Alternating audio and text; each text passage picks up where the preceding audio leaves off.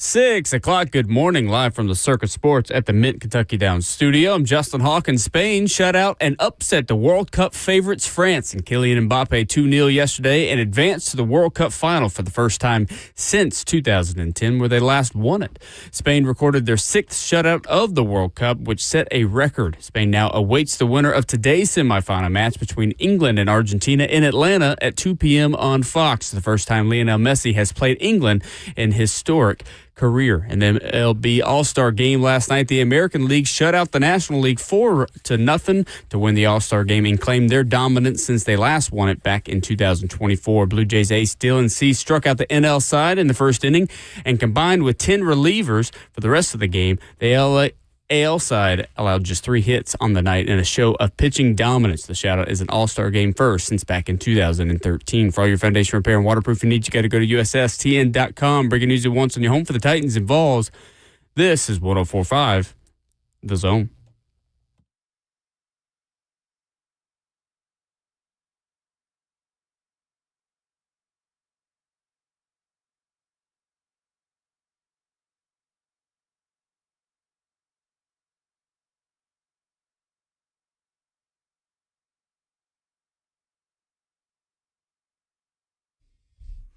Good morning, Nashville. Welcome into Ramon and Will on this hump day. Today is July 15th, 2026, man. Welcome into Ramon and Will. I am Ramon Foster.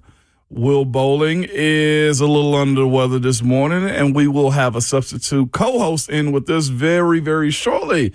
Welcome to the show, Brother Hawkins. Also, behind the glass this morning, our producer, Justin Hawkins, a.k.a. Hawk, also father of T-Hawk, one of the coolest young kids in the Middle Tennessee region right now, man. Welcome in. And he don't even know it yet. He doesn't even know it, man. If you were surprised by me bringing in the show, so am I.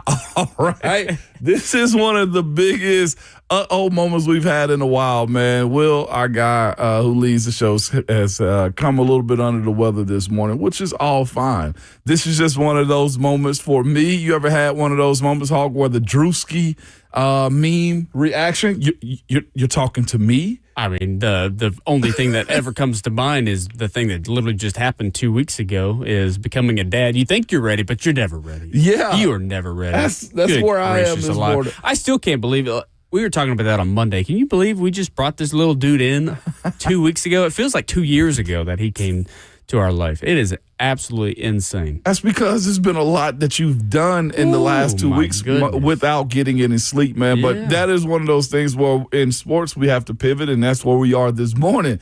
We got to pivot, and you guys kind of leading the show this morning is Rhett Bryant just walk in as well. Rhett B, our faithful substitute teacher, man. We're having a conversation right now. Have you ever had one of those, you're talking to me, it's my time to step up moments? Because that's where I am right now. Never really opened up the show like this. Will does it. He has his whole spiel, his whole breakdown. My first time having one of those, it's my time type of moments was in 2005. We go, of course, one of the biggest games I played in my young, youthful sports life was we had our guy Rob Lewis, who was a left guard for the Vols, get injured in a game against LSU. This is also following Katrina. This is also a situation in which I'm a redshirt freshman. I had a good spring. I won most improved, but I'm ready to play. But this is also Death Valley in Baton Rouge as a redshirt freshman, and I was of the mindset, you're talking to me? One of them, you either do it or somebody's going to do it for you. And I was elated to do it, man. I stepped into that role, and it was by far one of the bigger moments of my young athletic career, probably my life at the time, because when you live in the sports world, most all the things that happen to you are usually like sports moments, and that was one of the biggest. I never forget just the lead up to it, how inexperienced I was about the SEC environment. Like, I competed in high school, competed well, but I'd never been around a hostile crowd like that. I didn't understand what LSU was, and I was ready to go in. I just didn't expect to go in the game when I did. Turns out one of the best games that the Vols have ever won when it comes down to winning in the swamp, a night game the way it was. the storyline surrounding it because they just had the floods and everything down in Baton Rouge or down in Louisiana and New Orleans, that area or whatnot. I ended up playing the game. I played well. I recently saw that replay of the game about 2 years ago, and I was thinking to myself, wow, I played in this game, but also I looked so immature in my movements. Like, I could tell when I was pulling. If LSU we won on a kick out, front side kick out block that I had to pull for on the front side. Left guard pulls, fullback leads up in the C gap. I kick out the D gap, and the running back fills in right behind us.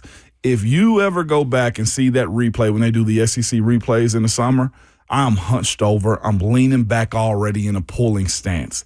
If their defensive players were smart enough, they would have pointed to me and said, left guard is pulling. I thought I was hiding it. It's just one of those situations in which the moment was, good, I guess, so big and everybody's just watching their cues. They didn't pay attention to the small details. And I will say, having pulled on that play, the kick out, there's a newspaper of me just throwing my hands in the air, elated, excited because I didn't mess it up. You didn't call my number for all the wrong reasons. Exactly, because I could have missed that block and Gerald Riggs could have gotten tackled in the backfield. And it was one of the biggest, oh, you're talking to me moments? I got to step up. Fascinating approach, man. Appreciate you coming in with us, I'm glad to do it. Will's a little under the weather. Yeah. That voice you hear right there is Ramon Foster, the 11-year NFL veteran, involved for life, obviously, with that story you just told. And he is the color analyst for Tennessee Titans Radio starting here in just a couple of 3 weeks. We're in it. Speaking of your moment, I was thinking about that driving in. It's funny that you should start the show this way with your here are my first moments kind of things. You did a year of being the color analyst for the Vols with Mike and crew, and you learned under the sometimes harsh tutelage of Larry Stone. You talk about the professor now. He brings it, Larry. He does. Yes, he does. Old school with how he approaches it, too. But always, structurally and fundamentally sound, just like you're supposed to be taught. Yes. But has that sunk into you that this is what you're about to do with Taylor Zarzour? This past weekend, I had a father on my son's travel baseball team asking me about it. He listens to the show as well. He was just like, are you excited? I was like, yeah, of course. Like, I walked him through the whole entire scenario of, like, my mindset and how I go about doing it, how I approached it when I was with the Vols with Mike Keefe and just the whole scenario. But yeah, I have thought about it. I've even, when I was on vacation, I was listening to the show, I was listening to you and Will and stuff like that. And there's a lot that goes into this process. One, I'm trying to memorize as much as I can about the roster before we get started. You want to have your recall down. Yep. But it's not just that, but you're narrating one of the biggest sports in America, in the world for that matter, and you got to be the eyes and voice to paint a picture for the people who are listening to you in that role. So yeah, Rhett, I have. I even said this while I was riding around. It's like, man, while you and Will were on air when I was off for a little bit, I was just like, wow, this is a cool thing that we get an opportunity to do this. It is. I view this, again, as a huge privilege being the color analyst for the Tennessee Titans. And the seriousness of the job, I'm going to have fun. We're going to have fun. But how you go about completing this role, executing the job, and honestly, how big of a role this is. Can I say something here? Because the dust has settled from the announcement, and I want to say this: you just because you played for another franchise. By the way, there's 6 other guys in your position that work for a current NFL team on their broadcast team that did not play for that franchise. Absolutely. Dave McGinnis never was the head coach. Mm-hmm. He never played for Mr. Adams. Right, and it just shows you can endear yourself to the fan base and be respectful in telling these young men stories and how all this stuff works. So I know that you'll crush all that. I don't have any issue with it whatsoever. In fact, Coach Mack would be very happy that you are the person that is following him. And that's big shoes to fill. It is. Because, and what brought this to mind for me, Ramon, I started watching the Omaha Productions quarterback series, the new season that dropped yesterday, I guess it was. And Peyton Manning and those guys do an excellent job. I had forgotten that he and Patrick Mahomes were the executive producers of this. Yep. I only got into the first. I watched the first two episodes. I watched this one because we're gonna talk about it in hour 3, if I'm not mistaken, too, just a breakdown of it. Hawks pulling a couple clips from it as well, but we definitely well good done. Show. It is. Like, I haven't watched any of those things that have been dropped that people keep talking. Like, I think this is another season of that. This is the third season of that. Yes. Any of these things like. So the reason I'm saying this, you played and you lived it. I've been around this stuff for over a quarter of a century, and I guess I take that stuff for granted because I've been behind the scenes when things have happened, and so I don't need to see that. That's why Hard Knocks is still such a draw for casual football fans or even hardcore fans that don't have that kind of access to experiences in those things. But anyway, long story short, Titans Radio is prominently featured in the Cam Ward parts of it. Taylor Zarzour is there. Amy Wells is there. I heard Lucas Panzica in there. But I heard Mac. Yeah. And it made me think, we're about to do our first games without him. But you're so capable of being able to do this because you lived it and you've done it. And it's not like you're just rolling into Titans Radio new. You've been on the sidelines before. Exactly. Like, you have I've been time. in the fold. Yeah. You have been in the fold. Yes. You have. While I am sad that Mac is not here, because Mac was always the plan. Yeah. Always the plan until he wasn't. Yep. But I'm excited for a new chapter with you and to get to travel back on the road with you. And, Same. I've been talking to the ops team over at the Titans about the flight manifest and what we're doing and this and that and the other. And it's exciting because, training camp 2 weeks from now, man, here we are. It is. And that's the thing, though, too, for me is like I've made adjustments around my schedule to make sure I'm available for all the Titans practices. Familiarizing myself with just the coaching staff, the names, just the way Coach Sala is. I'm going back to watch some of his tape to see what his tendencies are as well, just to be prepared for those moments because, again, it's more than just watching the game because you have to deliver the message. And watching how Coach Mack has done it, listen to, of course, Taylor Zarzour last week, and you contribute as well, but also working besides Mike Keefe. Mike is a pro. Yep. And I approach it. You ever had somebody where you've got their teachings and you're trying to make sure that you hold that standard because you don't want to embarrass them? That's the way I somewhat feel about me coming over here after being under Mike as well. It's like, I know what Mike does. I know what Mike left behind. I know what Taylor is resetting also for himself and what Titans radio standards are as well. And that's the part of the job to me where I'm just like, yeah, I love ball. I love the job. But like the respect of Coach Mack and the history of Titans radio, that's the part of this in which I want to hold as high of a standard as we possibly can to continue what this is already is, because I know Titans Radio do a damn good job because I've been a part of this operation and I've seen how good it can be when it's at its peak as well. So that's the pride I take in this one. Well, the accountability you speak of, that's what everyone that's been a part of Titans Radio tries to do because, and listen, as I say, this is not bragging camp. This is what the fans deserve. They deserve the best product that we can absolutely give them. That was the goal from day one, to be able to tell them about their football team. Absolutely, especially here. Because I remember when this team came here and what it meant to my small community in Lauderdale County. And I think we take for granted sometimes doing the show every day or just a back and forth banter of sports all the time. Like, no, you are one of the 32 cities that have an NFL team. And that comes with a lot of just onus on people wanting to be in on knowing what this team is all about. You got people calling in about their seats, running into guys in public and stuff like that. So this, to me, is just a continuation of building this brand, but also doing it right. And the other part, too, behind it in the end for me is what I've realized post-retirement. I like ball. As much as I've tried to run away from it when I retired, Well, it was a job. It was like I enjoy football. I enjoy storylines behind football. Like I'll be in a spot mentally where I'm like, I'm not talking sports. We're gonna leave it alone. I don't want to do anything sports related. Next thing you know, a conversation spark up, and I'm 10 minutes into a dissertation of trying to break down why and what this is. And this is why you are the perfect fit for us following Dave McGinnis, because Coach Mack, if there was a person on God's green earth that loved to talk ball, it was him. It was him.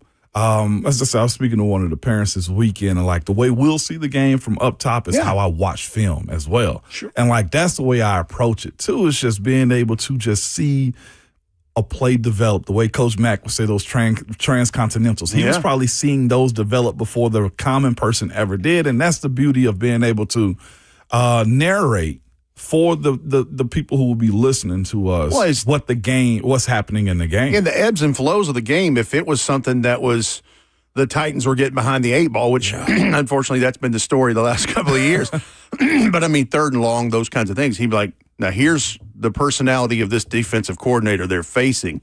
He's going to want to try to do A, B, and C. And sure enough, that's exactly how it would unfold. I mean, that was the thing about him is if you'd listen to him through the week when you would come on shows, you'd know what was going to happen in the ballgame if it played out that way. He'd give you the answers. Yeah. That's the thing you had the about answers to the test. No doubt. And that's why I'm super excited for what training camp is. Like, as a player, I learned to enjoy it. You want to know why? Because you get an opportunity, and I know we're about to go over, but this is what gets me excited. And I think I tell everybody, like, football is like just like fall, winter, spring, and summer. It's a season. Especially for Americans, and I think worldwide even more so too, where we're so attracted to this game that we want to know everything about it. And that's where I, as a player, learned to enjoy the grind of what training camp was too. And that's why I'm excited to be going to practice every day as well.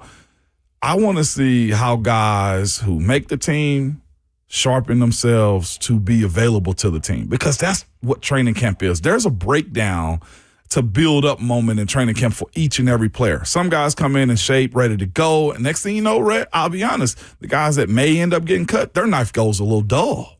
And you see it go dull. I enjoy watching that as well, because the fans that see a lot of stuff or read articles and be like, this guy should make it. And you and I see some stuff in training camp, people like, I don't know if that guy's going to make it. And then that's the Xavier Restrepo of it all in this camp.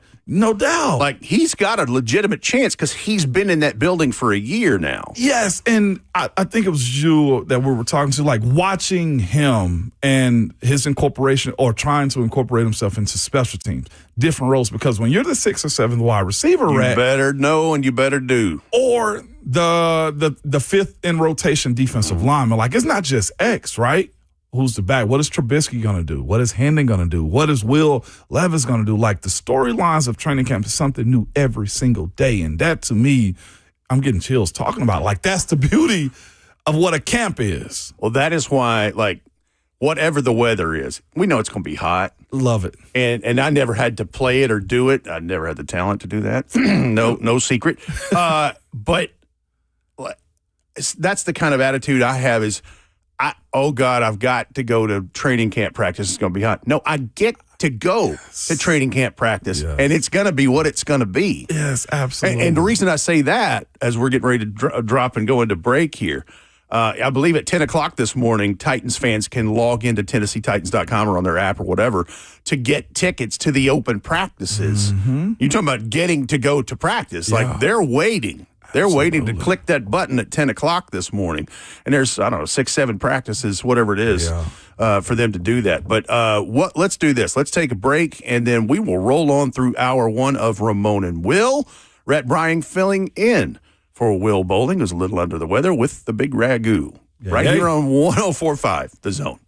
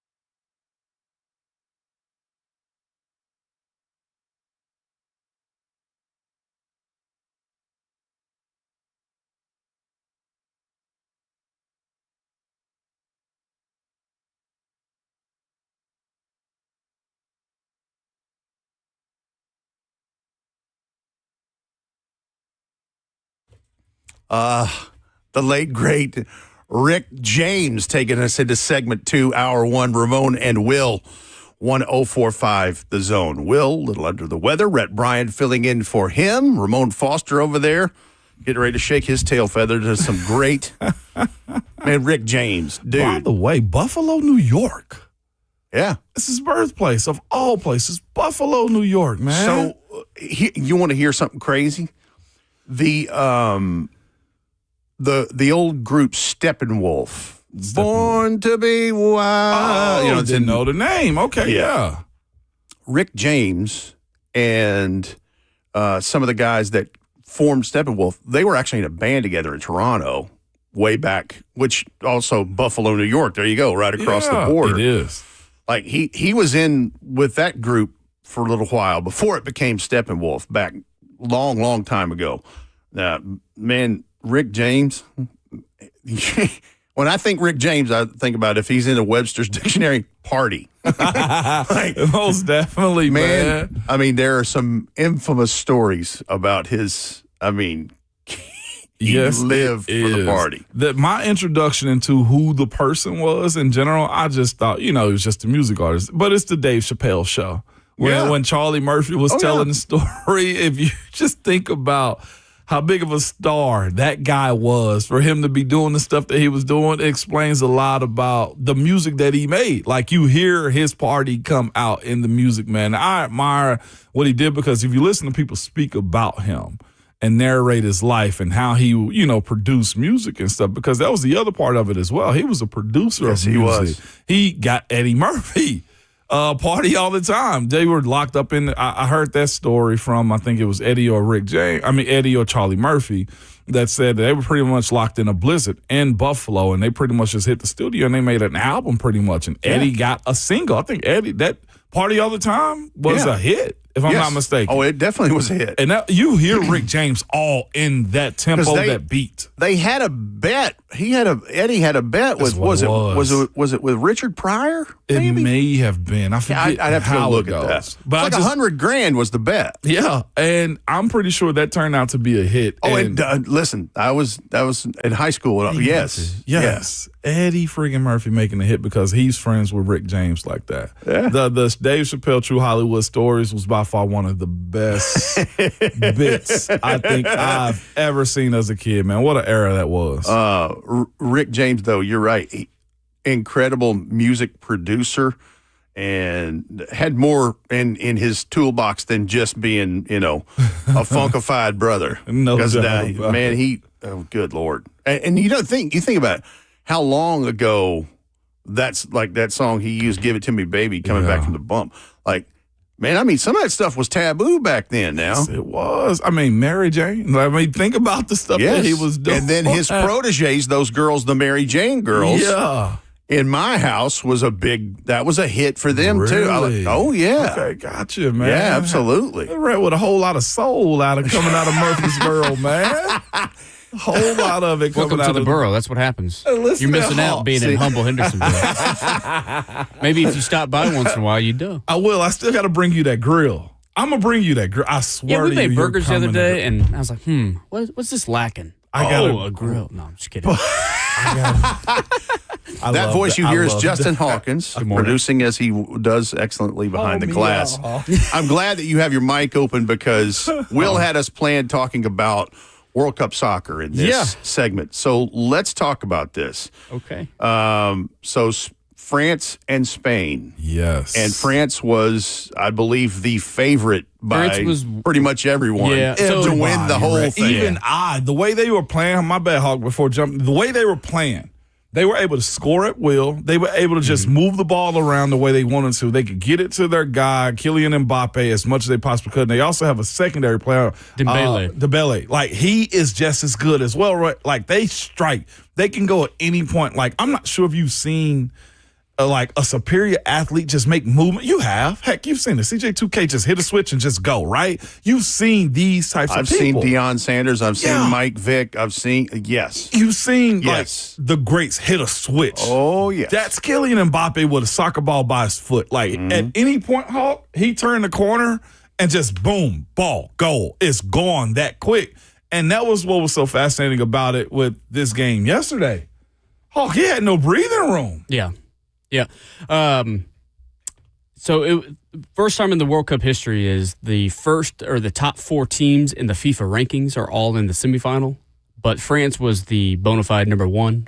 Spain was up there as well. I don't know exactly what their rankings were, but I saw this quote yesterday from one of the players basically saying, France is one of the best national teams that there is currently. Yeah, they are. They've got the best player in the world, but they just played one of the best all-around teams in Spain. And this is a Spain player talking about his own team. Spain just sits down and locks down on defense. Yeah, they do. They hold the possession of the ball, and they just really don't let it go. Mm-hmm. So kind of what happened in the first half there was, and how Spain got on the score sheet there was their young talent, Yamin Lamal, had the ball in the box, and you saw... I watched the entire game. So the France player was facing his own touch line. Trying to go for a header, right? No. No, he was going for, it's called a volley, right? Okay. So anytime that you're kicking the ball in the air, we call it a volley. It's new to me, Rhett. Yeah.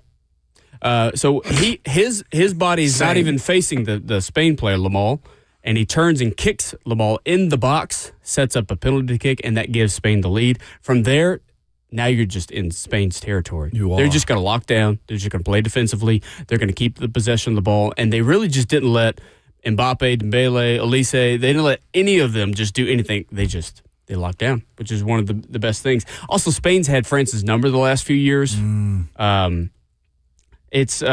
So 2024, the European Championship, Spain won. And then the UEFA Nations League semifinals last year. They won as well. So Spain's got France's number, and they were just the better team yesterday, and they showed that. Man, it was. I was a little shocked by the kick on the thigh on Lamine Yamal because, again, he's going up in the air for the ball. I think he was trying to at least attempt a header on that one, and he got kicked in like the thigh.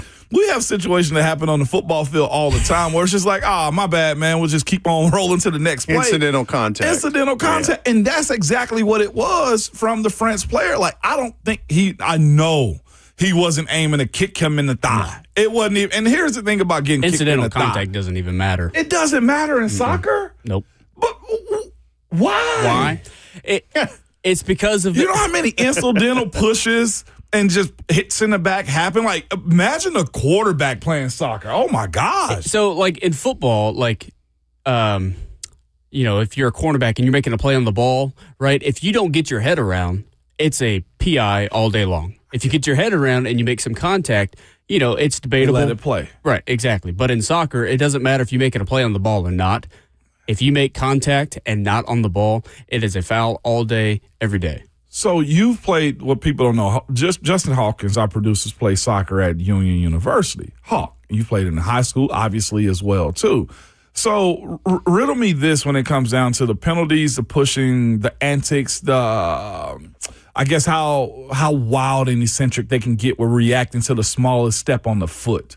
Why is it the gamesmanship and the winning edge when it boils down to the game? Because some of the reactions that you get, and I know everybody the same way, is flopping happens in sports, or hell, it even happens in football. You see somebody get hit, they roll to the ground, they get a flag, right? Yeah. Why? Yeah, the NBA is it's translated transitive properties in that. It's a winning edge thing. Is that what it is, Hulk, or is it because they don't have any protection other than shin guards? No, it has nothing to do with that. It's just embellishment, and anytime you make a touch, and if I can beat you with a slight touch, and then I can feel a finger on my shoulder, I'm going to fall down, because 9 times out of 10, the ref's going to call that because you just, quote unquote, made a play and you affected my line of the ball. See, for me, though, growing up, I was never like that. I was never going to be like that. I never wanted to just dive. If you were going to make me go to the ground, you had to make me go to the ground. You had to foul me. It was going to be a hard foul because I don't want to just give. I don't want to give up the possession of the ball. Oh, I don't want to just, because here's my thing too. Sometimes on these free kicks, it doesn't matter what point you're on the field, whether you're on your defensive third, middle third, or the attacking third, you have to do a reset, right? You got all these. I get fired up talking about it because it's just. I watch these things. I'm like, why in the world would you just fall and you're in your own defensive third, and because it's just a reset. You now you have no momentum. Yeah. Now you have to get the ball down the field, steal, where you are building an attack. It's all about building your chemistry with your teammates and working around what we call triangles. So you get 3 players and you just literally pass the ball in a triangle. Yep. And you get people in these like little vortexes and you just go around them and you work your way down the field. And then sometimes you have to work your way back just to go forward. You got to go side to side. You switch the field. And it's all about that strategy. But when you go down for no reason, you kind of have that reset. Now, I get it if you're more in the attacking third and right outside the box or something like that. With the Yamin Lamal situation, he's in the box, so he's going to embellish it just a little bit. I get now, that. regardless of it, he got kicked in the thigh. He did get kicked in the while thigh. he was in the air, so it's a lot easier for him to just say, yeah. and just fall. Besides that, like you said, that opened up just the floodgates to what Spain was capable of. Watching that game, and Will kind of previewed it a little bit for us yesterday as well. Their defense, Red, is one of the way it's kind of set up is a prevent attacking defense. The moment that you got the ball by your foot, it's in your possession, they're on you. They don't allow any air, and I saw it yesterday between with your offense as a team on that pitch, man. And it was fascinating to watch them. I was telling Hawk before the show started, like, Spain, you can tell them are well-conditioned. Like, that's the most obvious thing. But the drive that you have to go and chase them like mice after cheese with this ball was fascinating to watch. It was, again, they looked like they did, and I was breaking it down in football terms. They looked like they was doubling the stars when it came to Kylian Mbappe. Anytime that France had the ball on their end and their possession and Kylian was around waiting for a moment, they had a guy in front of him, guy behind him. I'm thinking to myself, that is like 2 DBs right there, doubling the stars. Like, he's not going to beat us. And they didn't really allow him to. He had his moments yesterday, Kylian Mbappe couldn't he really couldn't get a clean shot on the goal. Not even a little bit. Nope. And they were on him fast. They were pushing the way they needed to with the upper body stuff at times. It got so bad I felt like France for a while, whenever they were trying to reset the ball, France, by kicking it to their goalie, you had Spain players in the face of the goalie. They almost gave up another goal because of how attacking their defense was. Kind of like a full court pressure. It was full court pressure the entire time. Yeah, a little too much. And it was impressive. I personally thought that France was going to win this one just because they had the star power. They got the players that can go get goals. Red, this is the same. I'm talking about cliche and just narrative in every sport. Offense sells tickets, Reds. Defense wins championships. Mm-hmm. And I saw that in a soccer version yesterday watching Spain. And that's something how that's it holds true. Yeah. And I know this will help us transition a little bit over to the football side of our conversation. This is also where I stand in watching the 2026 version of the Tennessee Titans as well. Nice segue there, because they need a run game to create sustenance. Yes, they do. They need that, and they need a defense to be able to go get them the ball back. That's my stance on just the amount of veterans that, Mike Berganza and his staff have signed this season. Defense wins. And if you got a good defense, even on a soccer pitch, man, it pays dividends for you. And I saw it yesterday in a World Cup with France versus Spain, and there was nothing that France could do, to be quite honest with you. They were put in a trap. And the other semifinal game is today. Yep. Yeah. England versus Argentina. Lionel Messi leads with 8 goals, tied with Mbappe. Yeah. So whoever, right, and then he would get the Golden Boot, I believe it is. Golden Boot. It's basically just win or lose, he gets the Golden Boot. Well, no, if they tie, they tie. Right. But if you finish with the most goals in World Cup play, you are awarded the Golden Boot. Golden Boot. Yeah. And I'm saying, like, no matter if Argentina or France loses in the championship game, if he's got the most goals, he get the Golden Boot. So France is not entirirely knocked out of it yet, because they still. Yeah, they got a third-place game. So if Argentina loses today to England, then France and Argentina will play, which would be kind of fascinating in and of itself, because then maybe it does come down to Mbappe versus Messi in this Golden Boot race, and that would be kind of fun just to watch that. And then, of course, you get the World Cup final as well. I will say, them jokers out there, respectfully, I say this, I never paid attention to the athleticisms that soccer players have. You better have some, they run about 8 miles. I was going to say, you better have some damn endurance. Yeah. That's the first thing that stands out. 100%. And I just thought that was one of those train moments. But Because, man, you're not playing basketball going 94 feet in a court. Like, it's a hell of a lot bigger than that. The way they attach that ball to their foot while running full speed, like it's like a yo-yo. Oh, yeah. Like attached to their leg. But these dudes have been playing this since they were it's like knee-high to walking a to grasshopper. Or whatever. Like, they've been doing this for a long and you're looking at the very best of the best. And the 1% of the 1%. That's the part of it to me. And he's not the only guy, because watching Spain's players just burst to sprint, I'm thinking to myself, okay, yeah, these dudes are just different. They are real live athletes, like world-class athletes that are just, and I might sound, remedial as heck speaking about them like this, but I'm impressed. Like, soccer's gained more of a fan because of my attention to the World Cup. I mean, to the World Cup this year. There you go. More of Ramon and Will as we wrap up hour one with me, Red Bryant. No Will Bowling this morning. He's under the weather. Ramon Foster here, Justin Hawkins behind the glass. We'll continue conversations as we wrap up hour one right here on 104.5 The Zone.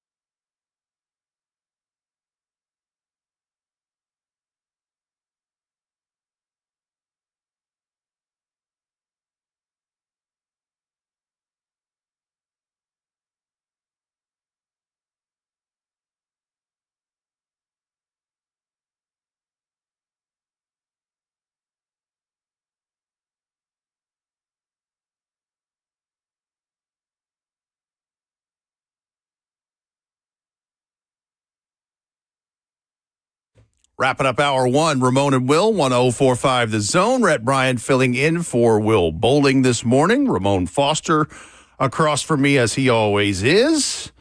Justin Hawkins behind the glass. Now, do you know that song right there that he came back with bump music? Let's do music education 101 and things that Ramon doesn't know. Yeah, because I felt like that was the intro to country albums. I thought that was the intro to King of the Hill.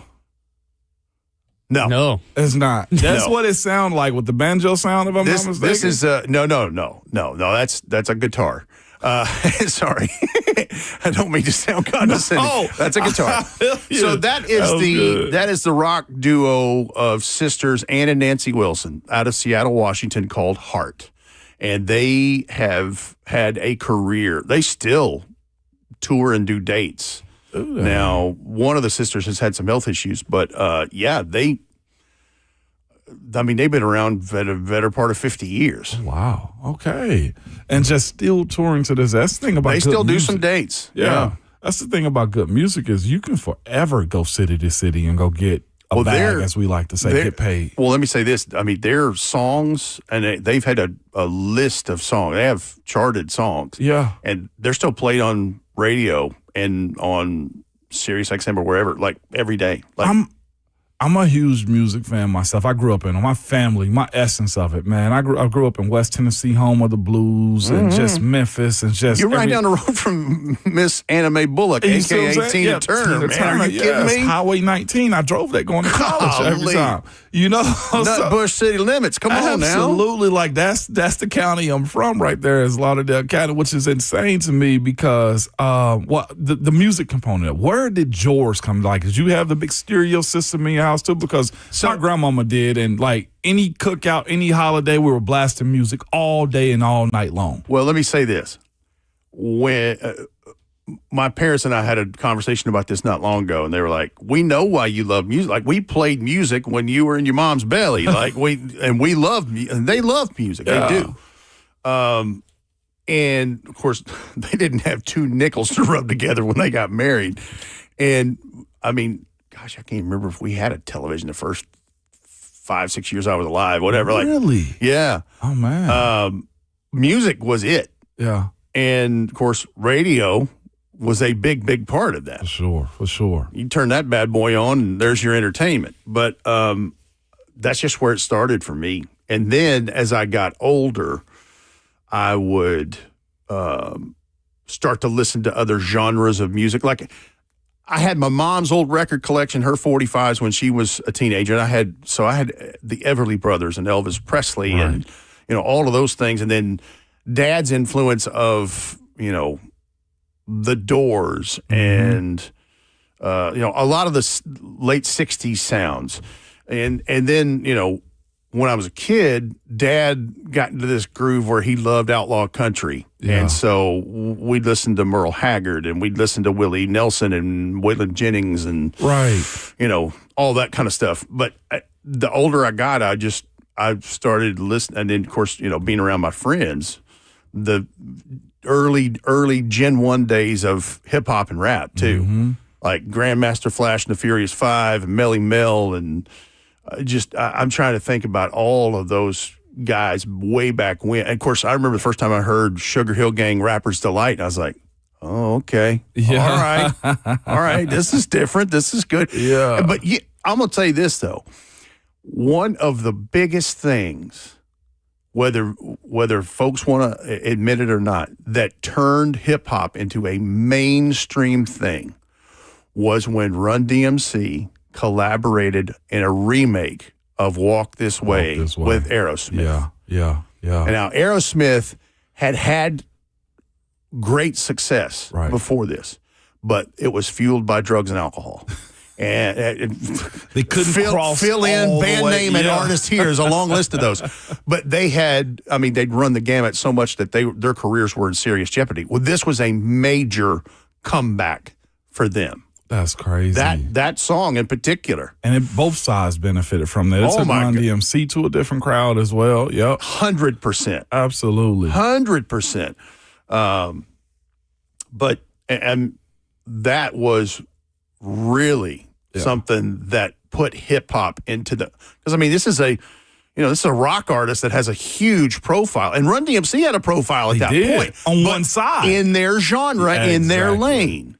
Yes. But this collaboration, man, it turned people, I was like, and then scratch.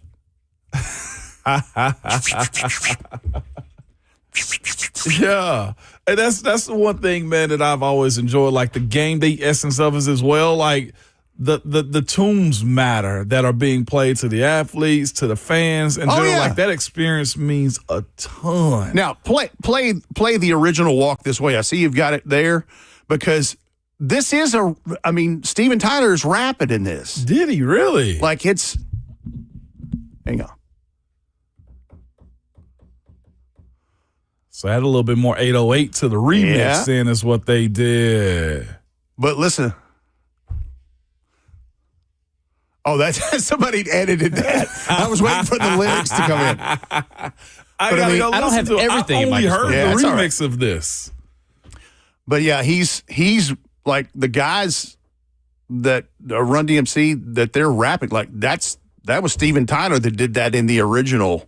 So I was wondering how much did they have to guide him through staying on tempo, but he was already doing it, and it was just a studio. Yeah. I couldn't imagine what was the conversation to get those two guys to link up right there, which is awesome because music is so universal. I think they did a behind the music about that on VH1 many years ago, but I can't remember. Behind the music. That was a great series, yes, man. It was. Thoroughly enjoy that, man. And now it's funny that we speak about just the tempo and tone of music. When I played, this sounds old as heck when I say this stuff. When I played, we didn't practice. Back in my day. I've gone to Vols practices. I've gone to Titans practices as of recently. And like each practice now has music blasting the entire time. That wasn't something that was common before I retired. I felt like at least we didn't do it often. I feel like every team now moves to music and practice. And it's for a particular reason too. And it's, the college coach I ended up speaking to about this said it's not just for the music that you can listen and not pay attention to the plays. It's to keep you bouncing and moving. The rhythm of whatever they're playing keeps guys engaged to where they're not at a standstill. It's more than just sound. It is the vibration of movement is what it's all about. Well, and it makes total sense because if you stay still long enough doing what you did, the buildup of lactic acid in your body. Absolutely. Next thing, your joints are stiff and... Absolutely, man. So I enjoy my coaches that I played for from high school all the way through the pros was not all about music at all. It is our pads are the music is what we move to. Yeah. Which is, I ain't gonna say outdated, but Steven Tyler would fall in there and say, she starts swinging with the boys in tune and her feet flying up in the air, singing hey diddle diddle with the kitty in the middle and they're swinging like they just don't care. Took a big chance at the high school dance with the missy he was ready to play. Anyway, he was rapping. I could tell you have gone through that song back and forth. Oh yeah. Oh, absolutely. That's a quick stanza right there, man. Most definitely. That's a quick verse right there, Rhett. Anyway. All right. Hour 2. Let's take some audio from the new series, this year's series of Quarterback from Netflix that prominently features Cam Ward, obviously, Jaden Daniels, Washington Commanders quarterback, Baker Mayfield in Tampa, and Joe Flacco and his journey last year where he ended up getting traded at 41 years old. It's a great series. It is. We have some very interesting audio from Cam Ward about some situational things, and then Bo Hardigree talking him through what had happened as a result of that. We'll get to that as we start hour 2 of Ramon and Will on 104.5 The Zone.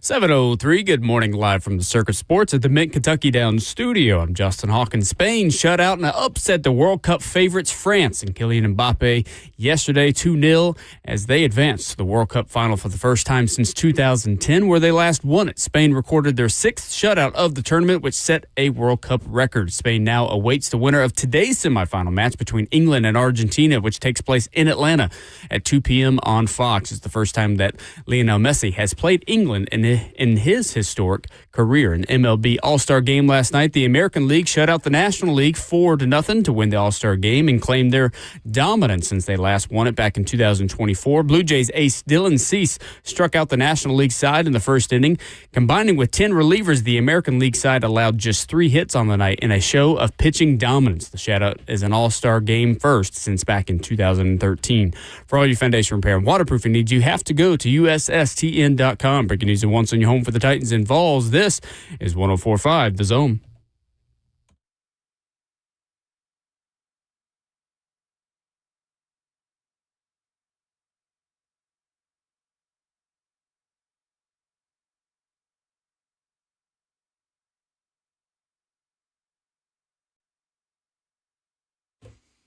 Hour 2, Ramon and Will, 104.5 The Zone. Rhett Bryan filling in for Will Bowling this morning with Ramon Foster, the 11-year NFL vet, Fall for Life, Titans Radio's color analyst. Justin Hawkins behind the glass, making it happen. And we are rolling along into hour 2. I've got Mark Brown, one of my good friends, who listens all the time, and he's up in Kentucky where he lives, and he was jamming to Walk This Way, Run DMC, Aerosmith. He said it's one of his favorites, and he sent me a link to what was an interview that is posted on YouTube. I guess it is DMC exclusive interview, The Real Story of Walk This Way, and it's on YouTube. Then I got to thinking about who are I should say the fathers of rap music, and DJ Kool Herc from in a Bronx house party in 1973 is credited with being one of the first to kind of do this. And I mentioned Grandmaster Flash, Melly Mel. There's along been an argument about who had the first charted rap song. Now, listen, this is going to sound stupid. Look this up. One of these is "Walk This Way" from Run DMC, from Aerosmith, the original version before they redid that and did a cover with Run DMC. Sugar Hill Gang's "Rapper's Delight," that's about 1978, I guess it was. The other one is Deborah Harry and her band Blondie. Okay. That had "Rapture," and she raps in that song, and that's late 70s. So it can be debated who started the real rap part of things in this. The renaissance of it all. The renaissance of it all. That is correct. Let me ask you a question as we're talking about the era, the intro in it. You've seen a little bit more than me, just slightly, Just a notch or two. Just a notch or two. I remember growing up in the 90s and what rap was. And all I can remember was the way everybody painted it publicly was, this won't last. This won't be what it is. And now here we are in 2026, and it's still, I think, hanging on to being the biggest, most listened to genre of music. Could you ever have imagined that it had got to this point? Because it wasn't taboo per se, but it was just one of those things like, oh, that's a nice, respectfully, is it just like bluegrass music? The way people kind of felt like it was going to be its own little niche. Hip hop and rap aren't going anywhere. No, it's not. No. First of all, there's 40 plus years. Yes. Yeah. No. But no, I think now here's part of where that thought comes into play, because the window you're talking about is when Al Gore's wife, Tipper Gore, had everything in legislation on Capitol Hill about putting labels with explicit lyrics and this and that and the other. And listen, for age groups, that's you should do. I get that. I totally get that. Yeah, I don't if you have kids, right? Yes, until a certain age, I was like, hey, and I explained there's a responsibility that comes with this. Let me say this: when I was in high school, and I heard, first of all, mainstream rap when I was in high school, and I'm talking about my freshman year, was LL Cool J. Ladies love Cool James. But the other thing, when I was introduced, first of all, to Luther Campbell, Two Live Crew, that was completely like, okay, all right. Get a beat down for that song. NWA, yeah, and man, when Eazy-E had his debut album as a spinoff of that group, that changed everything for me. Yeah. I mean, we had cassettes back then. I wore you could not see what the playlist was that was printed on the cassette because I wore it out. Mm-hmm. But I knew what it was because I knew what was coming next. Right. You know, you'd listen to it on a loop. But yeah. And then so then I started getting into the Gucci Boys, and I don't know. Man, I started listening to, but I knew then, I was like, this is not just a passing phase. Yeah, no. This is, no. I was engulfed in it early, man. Of course, with Snoop Dogg and like the whole Death Row West Coast side of things. And see, that is where it really hit its stride. Yeah. It was pretty dope, man. The Chronic changed everything. It absolutely did. From the visual side of it to me, and I know NWA did as well in the early 90s, and I'm a young pup at this point, not really understanding the imaging of it as well. I mean, you even go back to Flavor Flav, right, in that group, like understanding what that was. Public Enemy, listen, that's still one of my favorite. Get up and get down. 911 is a joke in your time. Absolutely. I mean, just the timeline of all of that leading up, like in the evolution of it, how it goes from it being a New York-centric, genre and how they ruled it. And then it goes to the West Coast. And then it goes down south. And, like, I feel like I will say this, too. The run, pridefully, I say this, that the South has been on as far as music, and specifically rap music. And I would say almost all music, because all artists come to Nashville to record and do something as well. Now, like, it is fascinating to see how it's transitioned to what it is now, which is why I say, like, it from all the young athletes that I coach, and I coach a lot of them, right? Each one of them I know listens to rap. I'm talking about black kids, white kids, Hispanic kids, like doesn't matter. Asian kids. Does not matter about race or nationality. They drive by in their vehicles, and I'm like, you listen to that?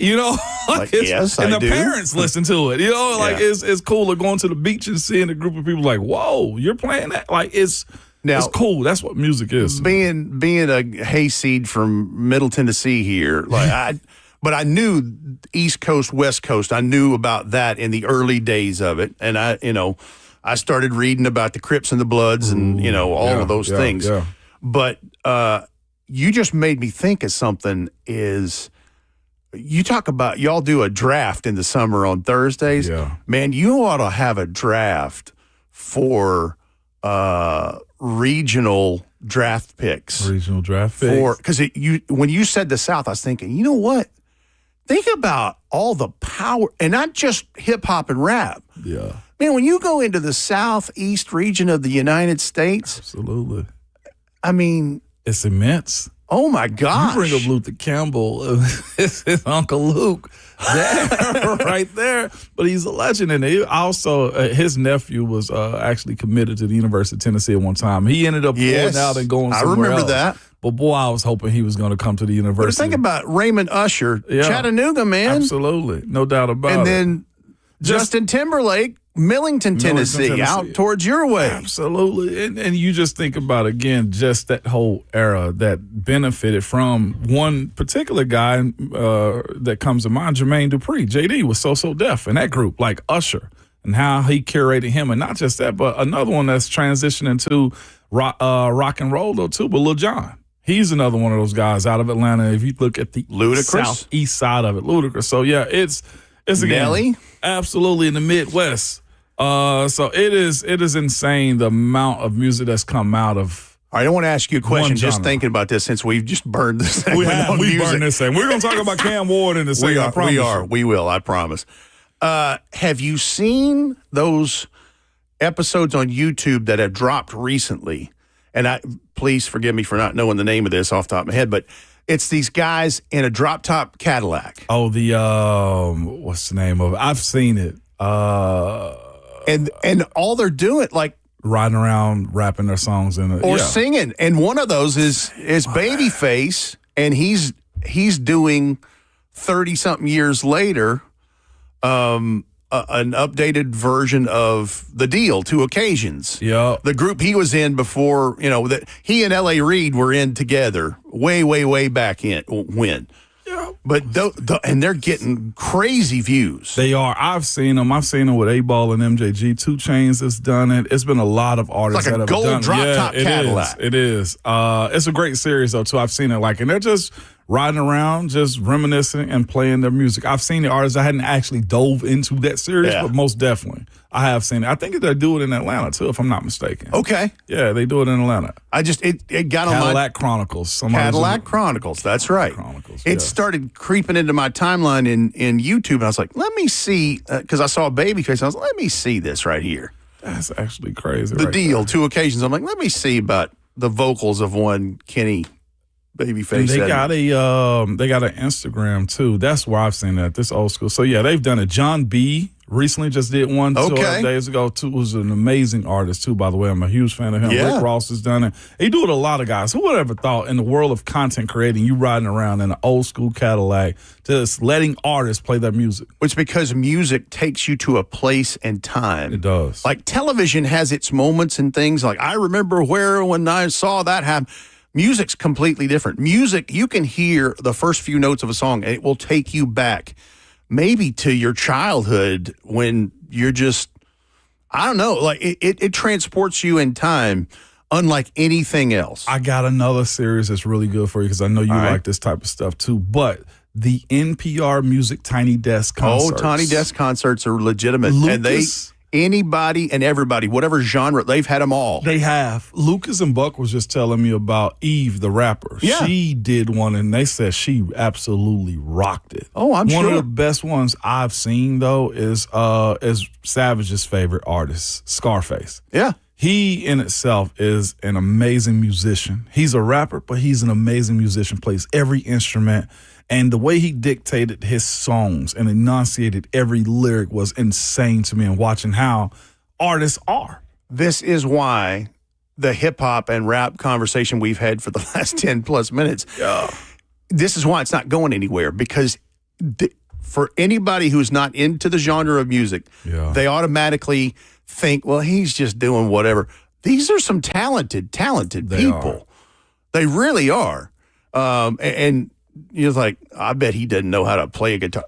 Don't be careful. Be careful. I'm on this Tiny Desk. It's NPR Music, and they have Tiny Desk concerts. And they're usually about 20 minutes long. Juvenile is a rapper. He did a real good one. There's one dude I've been on, and I know him. I knew him.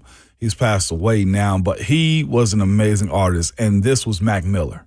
Oh, yeah. I met him when he was young, and he's an instrument player. He's an artist. And the way he crafts and writes his songs, man, it's super unique. We all got that one artist in the back of our mind who's like, that's the one I really like. Mac Miller, to me, was one of those types of guys. The other part about this that you and I, we talk about music a lot. You and I do, on and off the air. Music, and that's the thing about music, wonderful thing about music is nobody's reinventing the wheel. No. Everybody does their spin on it, and it's something very creative. They make it their own. They have their own style. But, I mean, over 100 years now. Yeah. You can go from Delta blues that spun off this and spun off that. It spun off. It's all in a family tree. It really is. And there's just different branches. I like that even when you look at today's artists, too, whether they're country, whether they're hip-hop, whether they're rock, too, they are all reaching back for those artists as far as getting their old samples and music. That's what I love is when someone newer comes down the pike and like, oh, I love this person. And they make that person prominent again. They do. I got one in particular that it happened for. And me and my wife was giving my boys a history lesson on this one particular song this weekend. We were sitting down at a restaurant and it came on. Whitney Houston, I Will Always Love You. Yeah. The original Dolly Parton. Yeah. I would have never known this. Dolly sang it, released it, and it was fine. Whitney grabbed that song and took it to a new stratosphere. Dolly has been on the record publicly saying, God bless Whitney Houston. She made me a lot of money. She did. And the story is, and I don't know if it's true, but the story was, talking about incredible talent, that Whitney, R.I.P. R.I.P. But the story is that Dolly wrote Jolene and that in the same week. Yes, I did see that.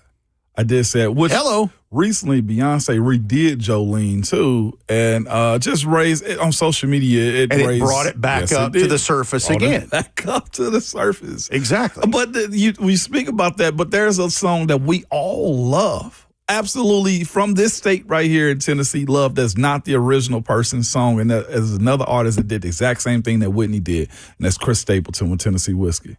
That's not an original song by Chris Stapleton. No, that's a George Jones release from about 1980. I don't know for people that know. And David Allan Coe did that as well. David Allan Coe, yeah. But now here's the thing.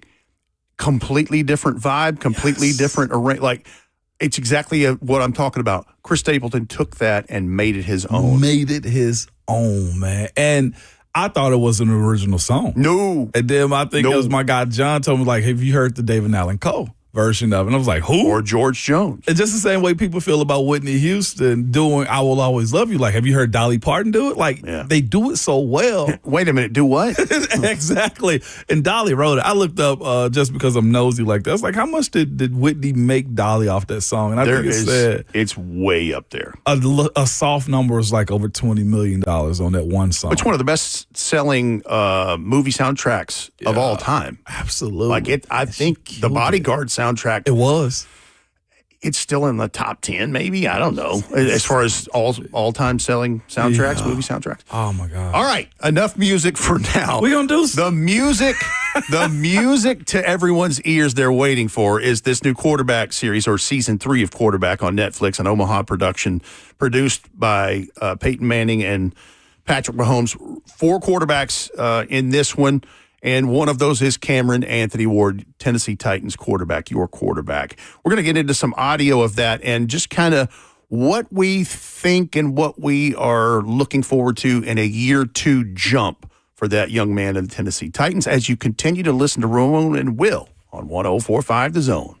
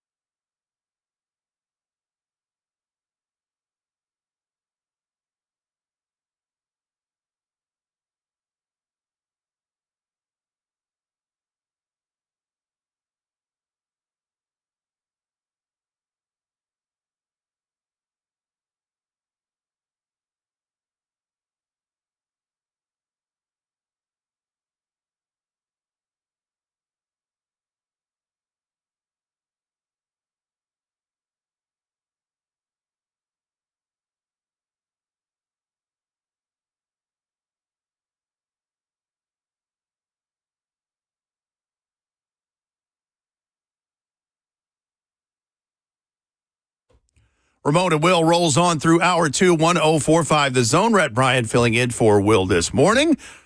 Big Ramon right there across from me. We've been talking music just because it's the quiet before the storm. That is training camp and the NFL season and college and high school and all those good things with football.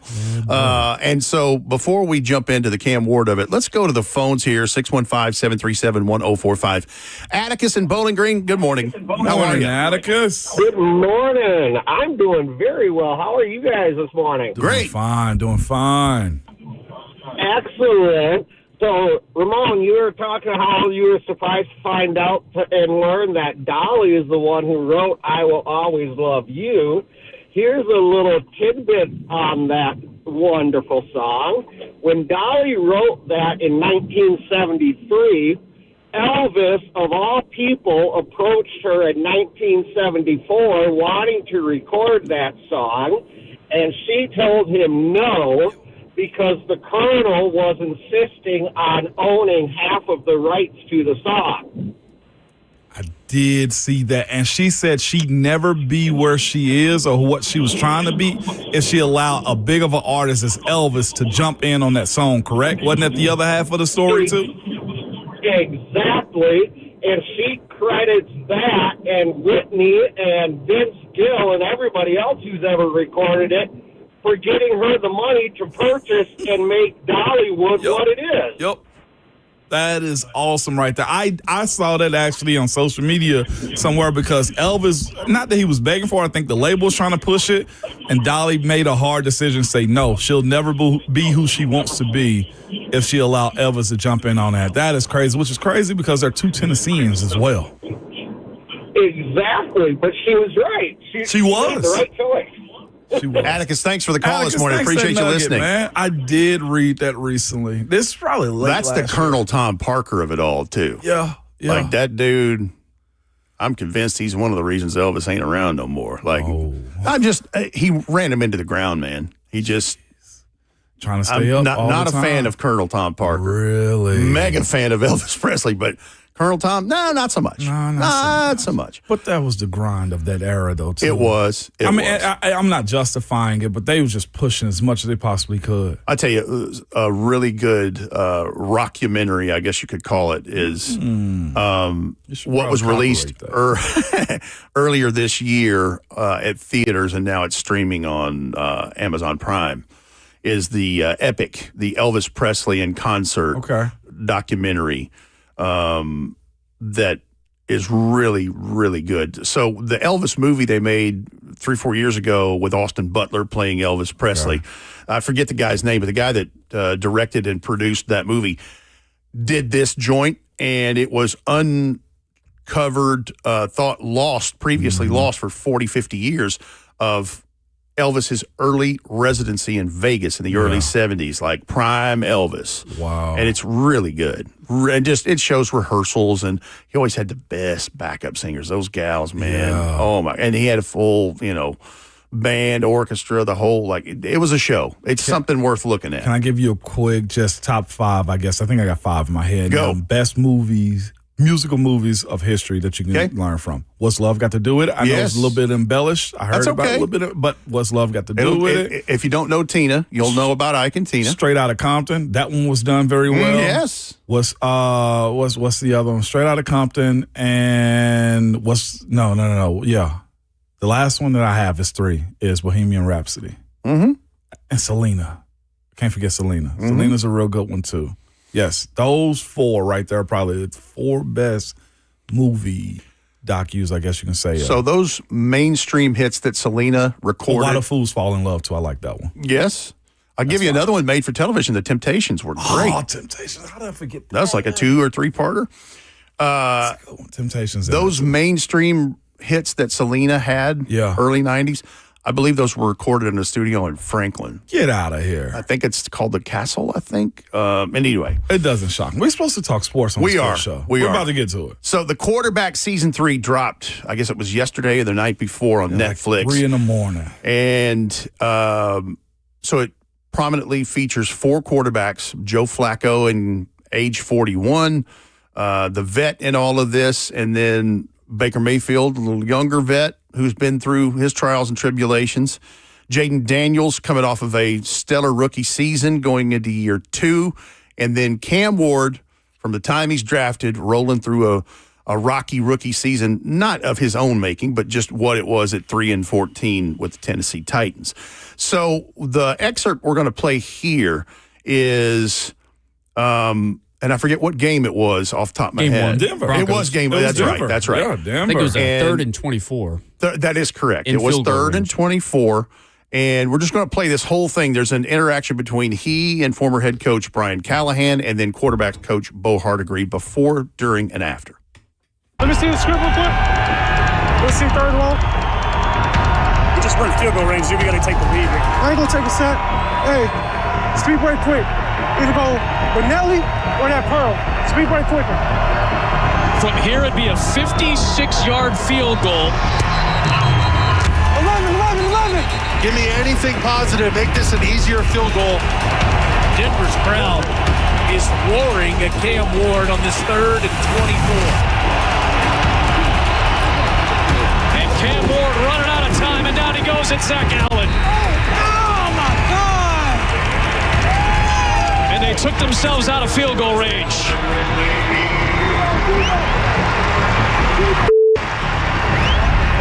I can't take a set. Can't take one, no matter what, you know. Denver can really rush the passer up front, and, I just got to be better. You just gotta listen to me on it. Take the easy ones. Yeah. You know? That's the one that you'll get. You will get. I promise you will. And the game will feel so easy to you. It'll feel almost like it's boring. And it's okay throwing unders and slants. And just working through progressions to get the ball out. Because that's why I showed you that Tom Brady video. You'll do it. I swear to God, you'll do it. When you do it, you're gonna be like, this is easy. Yeah. And you can throw all these plays in. So that's what, first of all, again, props to Peyton Manning and Omaha Productions. This is very well done. Listen, I know I'm late to the party on this. It's the first time I've watched quarterback, just because I've seen a lot of this stuff with my own eyes, and it's just been a part of a privilege of what I've done over the years with Titans It's Radio. I've been normal to around you some mostly. stuff, yeah. But so there it is, 3rd and 24. Knowing this Denver defense, and the thing is, you're not way out of the ballgame. Like, you're in it. He could have taken the lead. Callie gave him the whole He gave him the whole scenario. We just and need a Joey little bit. Sly had how many kicks over 50 yards last year? Like, I think it was 8, something like that. And he and they were in Denver, thin altitude, right Correct. there. So he could have made that. I'd seen Matt Prater hit a 65-yarder against the Titans there years ago. Like, I know what that looks like. Over 50. He has over 35 made, Joey Sly. Yeah. But I think he had 8 last year. He had 9 last 9. year. Okay. 9 last year. Should have been 10. Because the thing that I took away from that was he talked his head coach into running another play. And I think, and listen, you know how much I really like Brian Callahan, one of the nicest people you will ever meet. But there in just a snapshot, you understand why he is not the head coach of the Tennessee Titans anymore. And I want to lead that to you. I want to tilt this to you because I don't think Brian Dable's letting that happen. No. Like, I see our comment in there, and I think he's right. This is his own opinion. Real Mike Jones in our YouTube chat say Callie was not a leader of men. He was trying to. And that's probably the point. But had no experience as the HC. No experience as a head coach. No experience in knowing how to attack a player like Cam. And I say attack in an enduring way. The initial setup of that play was of the series is this as well. Callie is starting the game off, and Callie goes to Cam. We didn't play that clip, but Callie goes to Cam. You heard it too, Red. And Callie goes, "Hey, when you settle in, I'm gonna open up and start calling a little bit more." And Cam immediately goes, "I'm already settled, coach." I feel like a more experienced coach, the ones I've been around, No, Bruce son, Arians, you're not. Shut the bleep up. Exactly. I'll call the plays when I'm ready to call the plays. When I'm I feel the like head coach and you're the quarterback. And that's how it happens on the sideline, is it, right? Like, we curse each other out and say stuff in a just, like, respectful way, but it's the understanding as a young player, you need to be cool. The cursing is not gratuitous. Yeah. It is there to underline the emphasis of what you're trying to get across. Yes. That's in my opinion. That's the way I viewed it, too. And it took me a while to understand that because I'll be honest. Why have I been saying all off season, and you have joined in this, and the Jeffrey Simmons of the world, the Cam Wards of the world, and really all of them. Those two Preach it, right. needed not just experience, Come on, Rat. they needed alphas to coach them. Robert Saleh is an alpha. Yeah. Brian Dable is an alpha. Gus Bradley, one of, again, another nicest people you ever meet. He's an alpha. They've all done this. Coach White Cotton, like with Shea Tierney. You look at the whole group. Like, this is what they need. And if we could be honest, like, just looking and listen, and I've only done the first episode. We're gonna try to do this day by day with this situation. Yeah. And you've seen 2 already. I have. So you've seen more of the conversation. Mm-hmm. The approach. So my stance on this is Cam has a strong personality, which is awesome. He's one of the most competitive people I've ever seen. Very much so. Very sure of himself. Uniform for sure. And here's what I would tell anybody that doesn't like that as well. The ones that I know that want to be great, they're psychos like this. They just are. Like the guys that I've seen, they're jerks about their craft. They're jerks about who they want to work with. They're jerks about their expectations for themselves. The fuel is there. And to their teammates. And you either got to kind of get with that or get left behind. But here's the other part, though, too. That intent needs to be also curated in a way in which it resonates to everybody. So you got to know how you got to go about this. And I think the way Cam came into this draft process last year and came into this team where I'm here to change everything around, it needed to be matched with somebody that has the same mentality as him on the other side. To somewhat lead the yin him. and the yang of it all. Exactly. That's right. And that's where the Robert Saleh, the Brian Dable side of this, to me, could benefit Cam more. Cam might have what's the word I'm looking? He might have a cap put on him to push him down a little bit to say, no, I know what you're intending to do and what you want to do. You don't know what you don't know, sir. You don't know it yet. You don't know it yet. This is also just the first game. It is, but like as the first game. But here's the thing. Think about this. In that first episode, in the very first, when they're doing the opening credits, and he's waiting to have his name called in Green Bay in the 2025 night 1 of the NFL draft. Man, commissioners got us here 3 hours early. I wish the Titans would just go ahead and call my name. He knew it was going to happen. Mm-hmm. So there's a level of expectation there layered with that uber competitive person that he is. Yep. And there's a way that's what Brian Dable and these guys have been doing for the last 6 months is how do you, for lack of a better term, manage, cultivate, procure, and get the right out of him where when you get on the football field, he is the leader of men, and he is, and not saying he didn't do that his rookie year, but it's like, man, he hadn't done it yet. He has something that you have to teach some people. Like Cam is a type where, Coach, I'd rather say whoa than sick him. He's a whoa. He's way whoa. Be cool. You never have to say sick him. Easy, fella. Easy. And matching Cam's competitiveness, drive to a coach like Callahan that seems to be a little bit more chill is probably the reason why last season went like it did. Because here's what I think is my opinion. I do think Callahan's a good coach. I do think he has the abilities to lead a team. It's just that when you have a team that's lost as much as the Titans have as of late, that have drafted a guy that want to win as bad as Cam and Jeff do, you got to be able to know how to handle that and push them in the right direction. And hearing his discord with Cam, just lightly in the audio that we were provided through the Netflix documentary, lets you know that Cam may have put more pressure on Callahan to do more when Cam wasn't ready. Yeah. And that, to me, is a failure by Callahan. That's right. I thought that last year because you can't allow that. This league is too hard. It's too intricate. Guys. And that the onus falls on the head coach at that point. You've been around these players and coaches. Now we're getting into the Mike McCoy of all of it. He was the senior advisor, whatever, and quarterback himself, and has been around high-profile quarterbacks, been a head coach himself, and that's why he was eventually the interim coach when they made that decision. Let's take a break right here. Yeah. We'll chat about it some more as we get towards the top of the hour, because it is fascinating to see that you're getting some of the takeaways I did, and I can't imagine what the rest of this, 8-9 episodes is in there. So. Yeah, and this ain't bad stuff. It's just the realization of it's telling. It's telling. It's telling. That's what it is. More Ramon and Will and reaction to quarterback when we continue on 104.5 The Zone.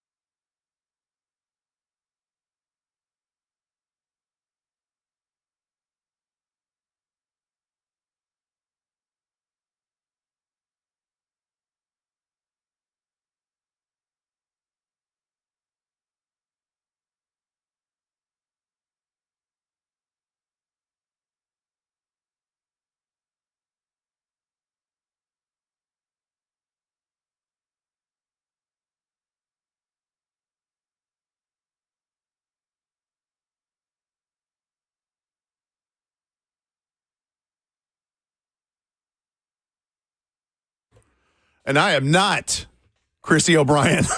I'm not Will Bowling either. I'm Rhett Bryan, Titans Radio. Filling in for Will this morning. No diggity. With Ramon Foster, with Justin Hawkins, and with you this morning making your way to work or whatever it is you're doing. And now that summer's over for us. It is. It's done. We're in football mode now. We're done with the music talk. We're all ball now. Until somebody brings something up in the chat about music or whatever. No doubt. So quarterback season 3 drops on Netflix this week. Yeah. Cam Ward is prominently displayed there. When we last left you just a few moments ago, we were talking about the 3rd and 24 play to take the lead on the road in Denver. And basically Cam lobbies head coach Brian Callahan to make a play. And I can't give up a sack. I know I won't. He and says then this. When Bo Hardigree, which was in the towards the tail end of that audio file that Justin Hawkins played, it was, hey, man, you touched the stove, you figured out it was hot. Like, if you'll listen to me before. And so that's the telling part of this. Yeah. And so I think the interesting thing now, and we can lend this conversation into hour 3, but that tells me the Cam Ward of it, like, he has to be, for lack of a better term, bridled into the right way. Yeah. Like, if you let the thoroughbred horse just go crazy, he's going to hurt himself trying to come around. Like, exactly. Yeah. But if you've got him properly channeled and that he uses the rocket fuel at the right time, yeah, like, I have no doubt Cam's going to be really good. Right. Ramon, you know this. Yeah. That arm talent, that's unique. rare. It's unique. It is right. There ain't many like that. But you got to get to the point where, me personally, and what I've seen in 2 episodes, there's the maturation layer that has to come on to Cam this year. And listen, he may be working on that. I'm sure he probably is. Yeah. But I need to see more than just reels of him throwing to receivers in Miami right now. No doubt. And so my take from it, I've only watched 1. I'm going to watch episode 2 today. We're going to talk a little bit more about it. But the sit down Cam understood the situation. He knew it was 3rd and 24. Callahan told him we can't take a sack right here. Cam immediately goes to Callahan and pretty much suggests a play I felt like. He wanted to see the 3rd down script on the paper. Cam, I feel like, picked the play because he wanted to kind of go for it and get a moment. And then after the fact, Cam takes a sack, or the sack happened, whether it was whoever lost the block. And I felt like the play was designed, or what they wanted to do was get the ball out quick, because Bo Hardigree, who was the quarterback's coach last year, I played with Bo at the University of Tennessee too. Bo tells Cam after the fact, sometimes you just got to take these layups.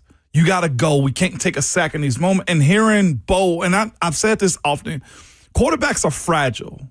And I don't mean they're soft. You do have to approach them in a different way. But rookie quarterbacks are way different. You're in a position as a coach to where this is where you can imprint their philosophy and their methods as far as being pros now, and it has to happen the rookie year. Hearing and seeing Bo Hardigree talk to Cam, he didn't really look at him. His head was down when he was talking to Cam, and it was in a softer tone. This was a moment in the game in which the Titans could have taken the lead, played conservative football with a rookie quarterback, which the team had been playing somewhat well at that point. It was 13-10 at the time, right? Yeah. Yeah, and I think the Titans were leading at that point. It was 13-12. 13-12. Yeah. Against that Denver defense. In Denver. In that environment. In the home opener, which the home opener, the way it goes for teams, it is a blind shot in the sky is what it is. I really don't know what Denver's going to do, and they really don't know what the Titans. Because they've had months to prepare. Exactly. Okay. That's why week 2, week 3, week 4 are different things. Develops the season, right? So what Callahan wanted from Cam was to just take the layup. And Bo, I wrote notes on it. I was just thinking, like, Bo Hardigree, the quarterback coach last year, and I love Bo. There's no indictment on Bo. I just think they lost control of Cam. Like I say, you got to say whoa with Cam instead of sick him. He's driven. And Bo talked to him in a way was just like, you just got to listen to me right there. And I was just like, no, you got to kind of rip Cam right there. Yeah, you do. That was a teachable moment. That was a very teachable moment. Let's pause this conversation. It's halftime. Let's get into hour 3 of Ramon and Will as you listen to this great show on 104.5 The Zone.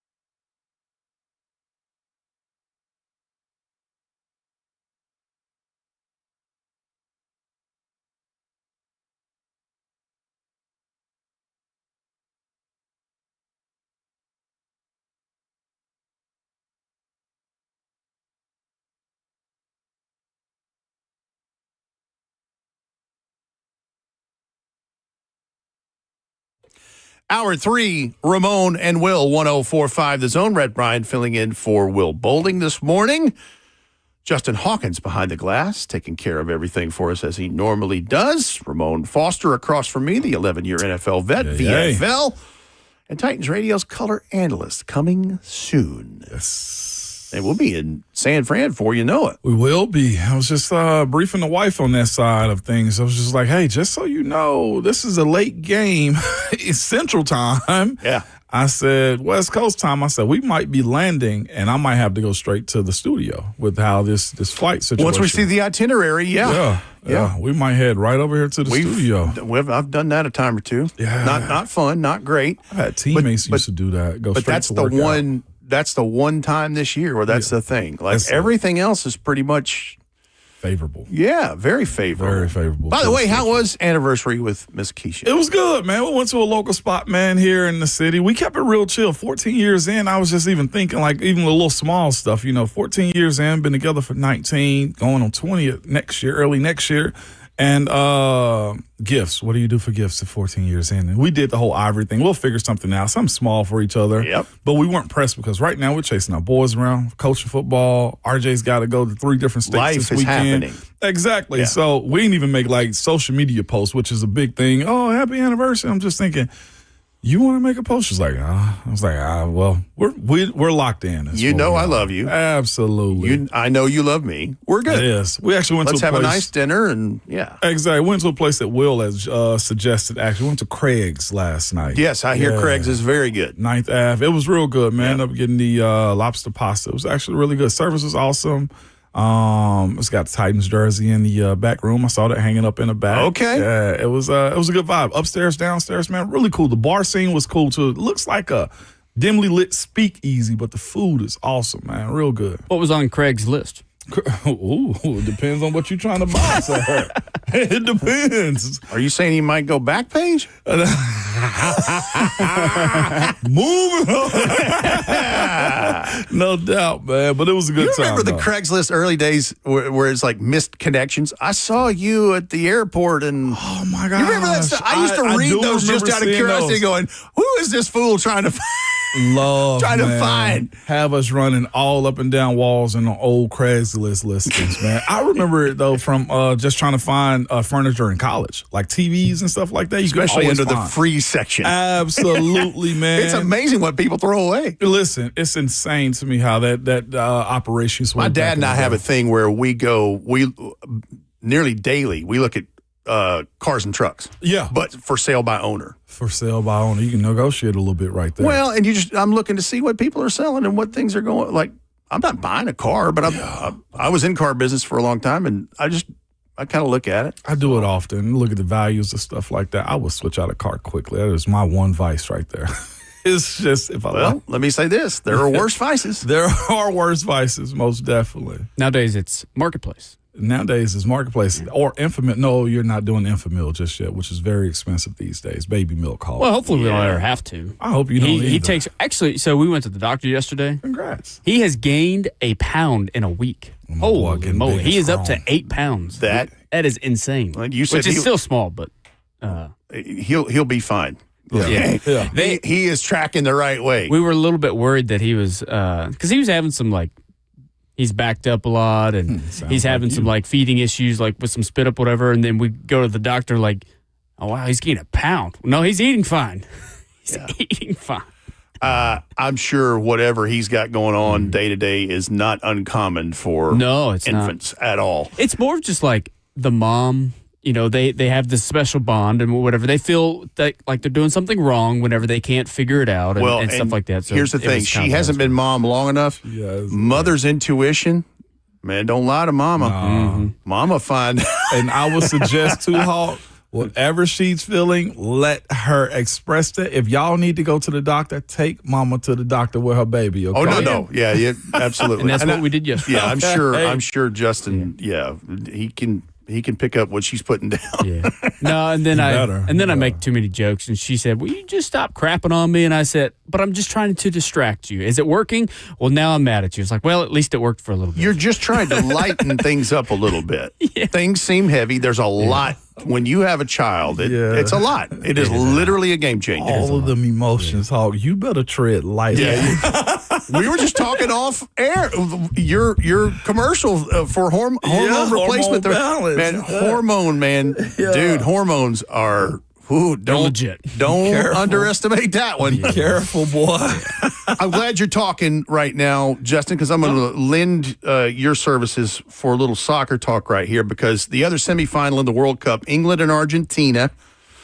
And so Argentina is the defending World Cup champions, aiming for their 4th overall title in this tournament. Mm-hmm.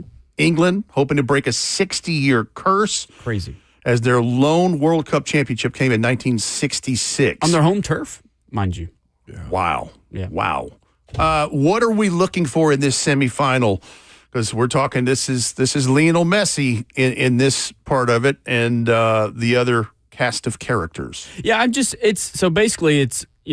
Messi on one side, and then it's Harry Kane and Jude Bellingham on the other side. And it's a battle of 10s, which is what Messi is, number 10, and Bellingham is number 10. They're a dynamic couple of guys there. Just the way that they attack the ball, Messi's not going to do a lot. He's just not. He's chill. He's 40 years old. All he's going to do is he's just going to walk around, find his moments. But when he gets the ball, he does magical things with it. So it's really going to be about how does England defend that, and because all Argentina is going to do is find Messi. They're going to set the ball up. They're going to get all these free kicks, and Messi's going to do what he does. So it's more about how does England have this kind of counterattack to that, and that's where Harry Kane and Jude Bellingham come into play there, because they have been elite. England, like you said, they're looking to make the final, let alone win, since 1966. Argentina, on the other hand, they've got a lot to play for as well, not just for the Messi sake of things, but they're trying to become the first nation to win back-to-back titles since Brazil did it back in 1962. So there's a lot at stake there. And then, of course, Messi, like we talked about a little bit earlier, he's for the Golden Boot race. He's tied with Mbappe for 8 goals in the tournament. It's really more about how Argentina can balance against that England defense. And I'm curious as well, because England in their semifinal game or the quarterfinal game against Norway, they kind of had some good breaks on the ball. And we talked a little bit about the controversies, not a lot about it, but I don't know if you saw the game at all, but there was a little bit of controversy in which Norway, and this led to England's first goal of the game, in which it hit the power line or the camera line or whatever it is. Yep, sky cam. Yeah. And that led to the first goal of the game because it dropped literally right to the English player. And so they got some good breaks on the ball. Argentina's not going to give you that. They're not going to give you good breaks on the ball. They're going to make you work for every moment that you have. Argentina's game's more on the offensive side of the ball. But they got good defense as well? They do, but they have – so on the defense, you can find what we call channels. So it's just how you can find these breaks in the defense and where you can base your attack off of. Yep. Argentina will give you some channels. Okay. So that's where Harry Kane and Jude Bellingham is going to come into play here, is where can they find these channels? Where can they find behind the line of defense and toe that line? And they just have a really good attack based from the midfield to the forward group. And I guess for England trying to break the curse in this, 60-year curse of being able to advance and, to your point, make it to the finals and then try to win the World Cup, it sounds like England's just trying to find a way to finish. They need to get into this, make something happen with it, and then finish it, and then do that one more time. If I'm not mistaken, I think before the World Cup started, didn't Will compare England kind of to like the Dallas Cowboys? They get to the playoffs, and they just kind of crap the bed. Yeah. Right? So who's Jerry Jones in this scenario? Because that's the guy holding them back. Yeah. What also I like about Charles, pretty much is England. Yeah, right. Well, Harry Kane has been deemed a Sir, so his name is Sir Harry Kane. Is he really? He's been knighted. He is. I don't know if you guys know this too, but actually Argentina and England have a very historic rivalry. I didn't know if you knew that. It goes back it goes back into the 60s and 80s and 90s. Back the last time that these teams played, I think it was in the 90s when David Beckham was on the pitch. Lionel Messi has never played England. Never played him. This is the first time. Isn't that wild? It is the first time that Lionel Messi will ever have played England. It'll probably be his last, of course, because this is his last World Cup. Yeah. And so this is a very historic rivalry going back to the Maradona ages, and it's very fun. It's very physical. I'm curious to see how that's going to come to play here because these are obviously new. Both these sides don't really know each other. They haven't really played as nations since 2005, I think is the last time they played. Hawk, in soccer, like when there's a big matchup, Titans versus Colts, and it's going to be physical. Titans and let's go Houston, right? And it's going to be physical. Titan Baltimore, it's going to be physical. Like I feel like the NFL facilitates certain umpires and referees that really control the game or control the madness. Does this happen in soccer where the referees are a little bit more tight with the whistle, yellow cards, fouls, and stuff like that? You're talking about it's going to be physical. It's two countries that hate each other. They have history that involves war, if I'm not mistaken, as well. The Falkland Islands War from the early 80s, yeah. So that has to play a part. The crowd knows this as well. What is the on-field presence like from the referees? Is this a lot of stoppages that will happen because of the emotions of this, Hawk, or what? So in soccer, I'm asking, because I know they do it in football. So in football, you have kind of like the quarterbacks are always protected. Yep. Right? Yep. They'll get the benefit of the doubt. Absolutely. That's Messi. Messi's going to get the benefit of the doubt. Harry Kane won't? He's the name. Well, yeah, but Messi's the name brand. He's the GOAT. Okay. Right? He is no question about it, the best of all time in soccer. But the way that these refs have kind of deemed themselves across this whole tournament is they're up and down. You don't know what they're going to call, what they're not going to call. They'll let these fouls go. They'll call all the fouls. They have gone to VAR, and this is kind of what I was arguing with Will the other day about. I have not seen so many soccer games and matches go to VAR as much as this World Cup has, and the amount of impact that they have on the game, such as the Argentina and Egypt game. And how Argentina kind of got the benefit of the doubt there, and they go on to win the game. And then Switzerland in the quarterfinal matchup for Argentina, how they went to VAR and then ruled that it was the mistaken identity thing for Switzerland. And then the guy who was already on a yellow card was found to have embellished because he was never touched, went down in the middle of the field, which, again, why are you just going to go down? Because now what's new this World Cup is the mistaken identity. The call was reversed. He got the yellow card. That was his second yellow. Now gets a soft red. He's out of the game. Hold on, what's a soft red and a hard red? So a soft red is two yellow. Hey, right? Teach me. So a soft red. A soft red is two yellows make a red. A hard red is you commit one foul, it's harsh enough, you get literally just straight out of the pocket a red card. So there was a soft red yesterday in the Spain-France game, basically. Well, as long as if a player had a yellow card, two yellows, didn't he? If a card, yeah. Mm-hmm. No, let me say this. He's talking about how much the effect VAR is having in outcomes and how much they're using it. It sound familiar? Sounds like the National Football League. It does. With instant replay. It does. And there are some benefits of how much they've opened that up to interpretation and to look at.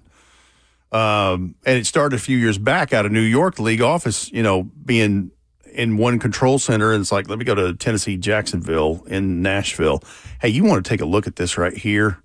That was a hold right there, or that was being able to intercede it. Yeah. The one in which the NFL I think botched the most was the pass interference one.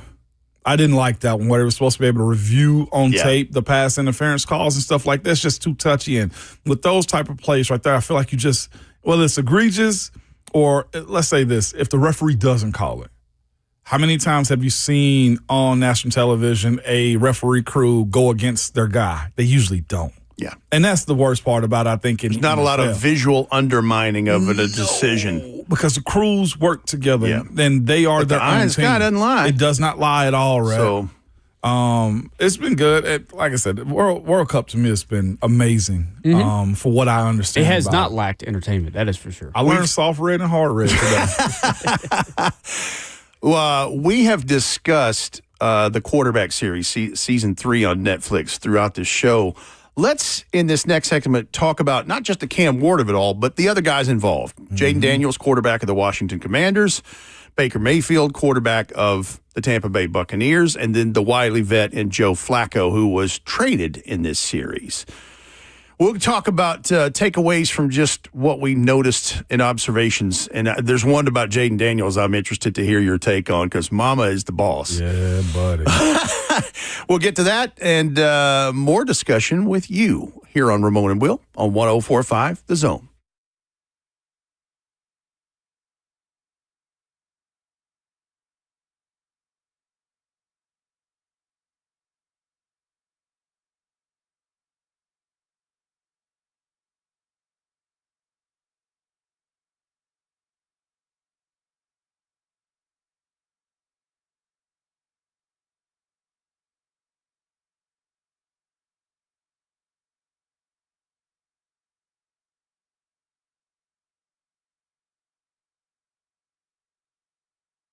A lot of things going on in the world of diamonds these days, good people. But here's something you need to know. Right now is the best time to buy a natural diamond, where prices are nearly at a 50-year low. This is one of the world's most precious rare stones, all right? And they are the best. They are at the best price in modern times currently. So if you're looking for the extreme value, this is it.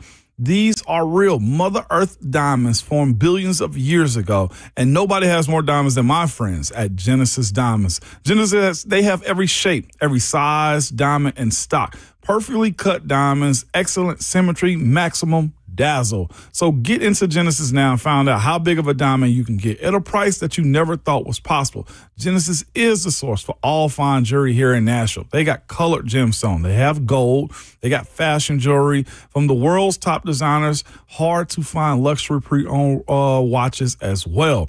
Their non-commissioned experts can help you navigate any purchase, from engagement rings to exquisite heirloom jewelry. Also, around here, Genesis is the go-to for people in the know. Genesis Diamonds are located in Green Hills and Cool Springs, and also the official jeweler of the Tennessee Titans.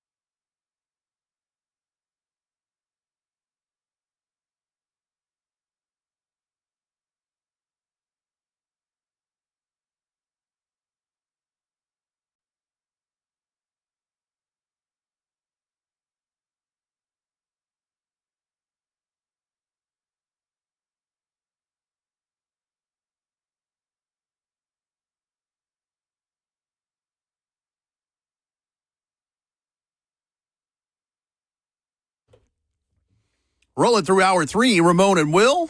1045 The Zone. Brett Bryan filling in for Will Bowling with Ramon Foster.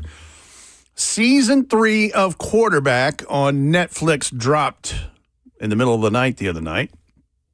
I've looked at 2 episodes. Ramon has looked at 1. The 4 quarterbacks involved, obviously Cam Ward, quarterback of your Tennessee Titans, Joe Flacco, the veteran, Baker Mayfield, another veteran with a much different path, and Jaden Daniels coming off of a rock star rookie year. And the Cam Ward of it all is fascinating to me because we're getting to see some things that are a little bit of a tell behind the scenes and a little more about how he's wired. But the other 3 quarterbacks, you forget about Baker Mayfield. He went to Texas Tech to work in Cliff Kingsbury's air raid offense and realized because that's when Davis Webb was named the starter. Right. And he's like, you know what? I'm going to dip out and go to Oklahoma. And then he gets arrested for public drunkenness in Fayetteville, Arkansas. And, he has a couple of brushes with the law. And Baker like things. he absolutely. Baker like things. But just, seeing how he got to that point and then turns out he was number 1 overall pick by the Cleveland Browns anyway. Yeah. And and they're rolling right along. And then all of a sudden they pulled the trigger on the Deshaun Watson trade. They did. $230 million guaranteed contract. And that's when he realized, wait a minute. Hang on a second. For sure. He's an interesting person to me, just the personality that he has. He's clearly a tough guy. I mean, he's played through some stuff. Yeah, he has. Sometimes to his own fault. Yep. But there's 4 clearly, position alike characters in this, but 4 completely different personalities. No doubt about it. It's funny you say that, 2 personality types. Jaden Daniels and Joe Flacco, I think, are the chill types. Exactly. And then you got Baker and you got Cam that are the fiery types. And I think that's great balance of what the show is. I actually thought about that, and there's no indication of Cam's career, what, his final game and final, legacy will be in this league. But I do view Baker as the older version of Cam in a sense where Baker's grown up and understood now better how to play the quarterback position, has had some bumps and bruises in the role, went to an organization where he flipped it around and helped them win, and then the organization felt like they need to go over his head for a better prospect and end up burning them in the end with Deshaun Watson. They've netted nothing from that investment that they've had with Deshaun Watson. Here's Baker Mayfield. And by the way, that's a 2026 story. Right. Crazy. Well, the Titans play them this year. Let's see what that ends up being like. Absolutely, man. And Just watching Baker, to your point, I've always kind of liked Baker because I do like that fire. It's the same way that Cam has. Like, I like guys who are like that. Baker's found out a way to translate that competitiveness on the field to make plays for his team. And even when he was with the Browns, like, he got them to the playoffs. You know what I'm saying? Like, for the first time in 18 years. For a while. Sent out my former quarterback into retirement basically at that game right there. And that shows you what they are or what he is as a competitor and what he can do for a franchise and how his growth is as a dad. You see that a little bit more and as a husband too, and just his style of play. But I can't wait to see more of what Baker presents to us in this. But again, being a quarterback in this league is hard, and I think Baker showcases that. I think Joe Flacco, who's later into his career now, showcases that as well. And what I'm getting from all of these guys, and specifically Baker, because Baker and Joe Flacco, because they've been in the league so much longer, if you got talent and you can sling that ball around, that old pigskin, you're going to find yourself on the NFL roster and potentially a starter. And there are differences in what these guys are versus guys who are backups as well. And that, to me, I think is more present than anything in this documentary, man, is how these guys handle being starters and the talent that they still possess. So and we talk about this a lot, just the old Mac term, time on task. Yeah. And we've seen it recently with Sam Darnold, who spent, he's now with his 4th team and has a world championship as a part of that. Baker Mayfield is a prime example of that as well. Right. Because, he gets traded out of Cleveland. What does he get traded to Carolina? Is that right? Carolina, yeah. And then they cut him after a while.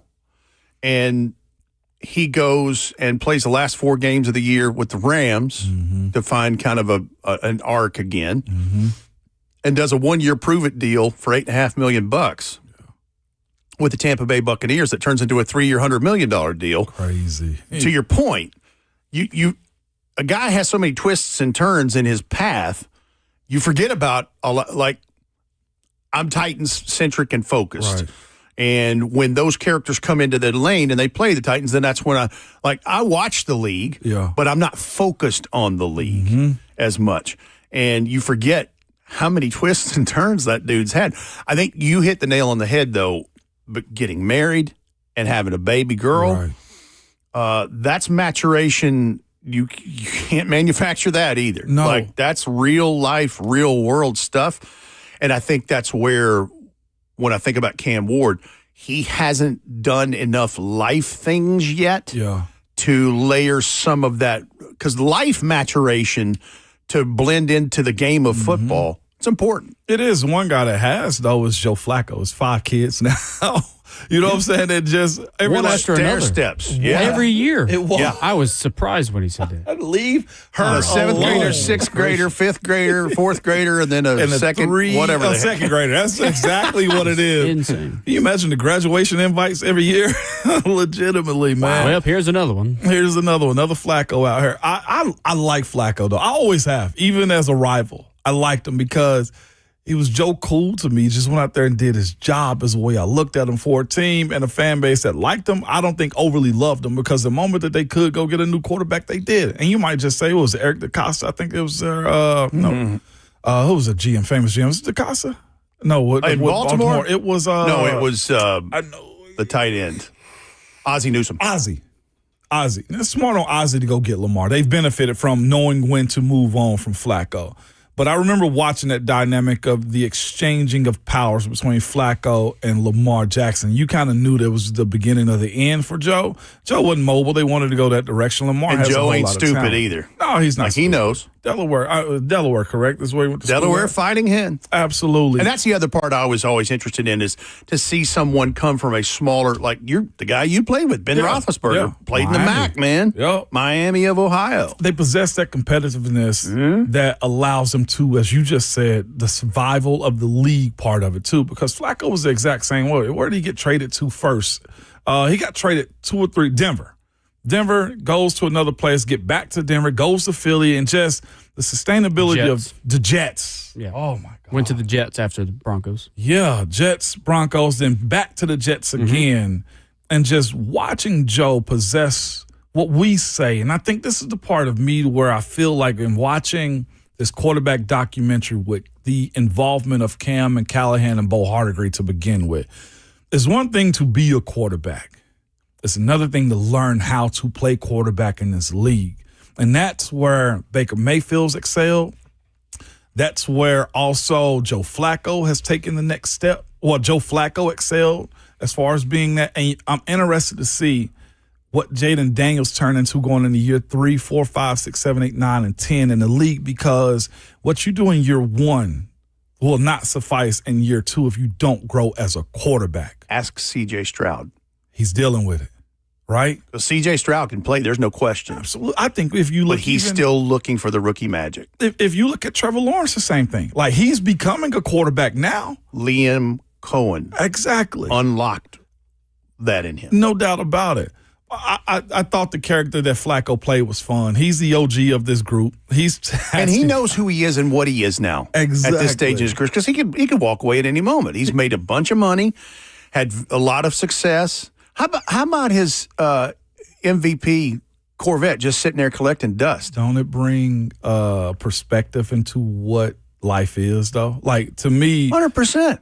like, I've got memorabilia in my house of my stuff, and Joe's got, even more so, Joe got the MVP football from the Super Bowl. Yeah. Think about that. It's tarnished. It's not shiny. How about his world championship ring just sitting there on a bookshelf? And on a only case? his kids like it. Like, Joe's is like, he don't even pick it up or wear it. Like, it brings perspective into something that you always talk about in this world, especially in your involvement, the human component of the people. You bring that up all the time. Joe Flacco is not a rich man just in financial terms. Yeah.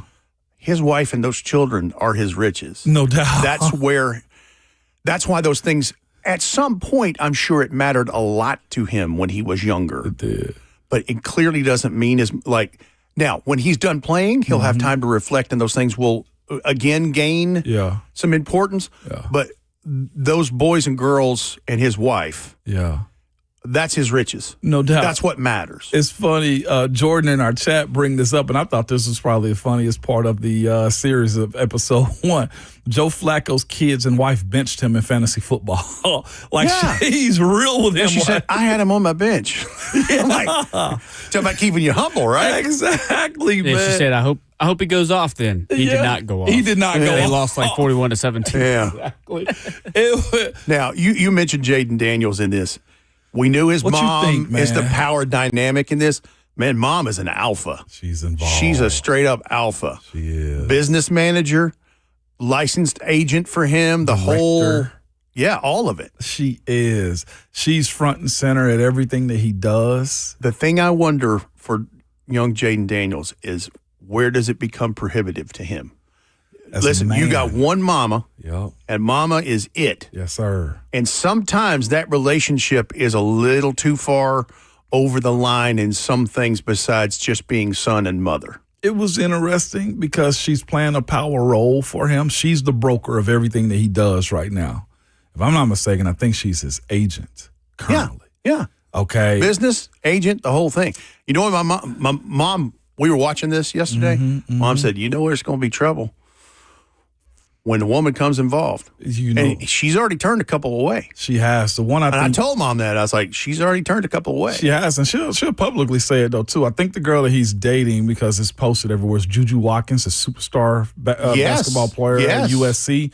Bona fide #1 overall pick in next year's draft if she chooses to. Legit. I think they are dating, and I wonder if, the facilitation of that and the involvement of mom, how does that, to your point, and I think any young man's point, mama, this is my life. I wonder how that continues to move forward. Now, again, Jaden's a strong, charismatic player and guy himself.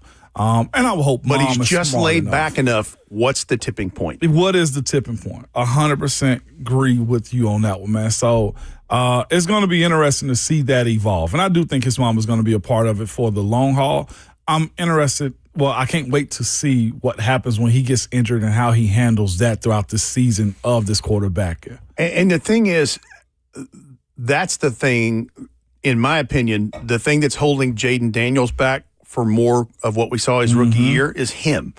That was the knock on him coming out from LSU is running to darkness. Like, dude, stop running into the contact. It's what Jackson Dart's going to have to learn right now in New York as we'll see him in week 3 up there in the Meadowlands. Dude, stay out of that blue tent if you can. Yeah, absolutely. You don't help us when you're in there.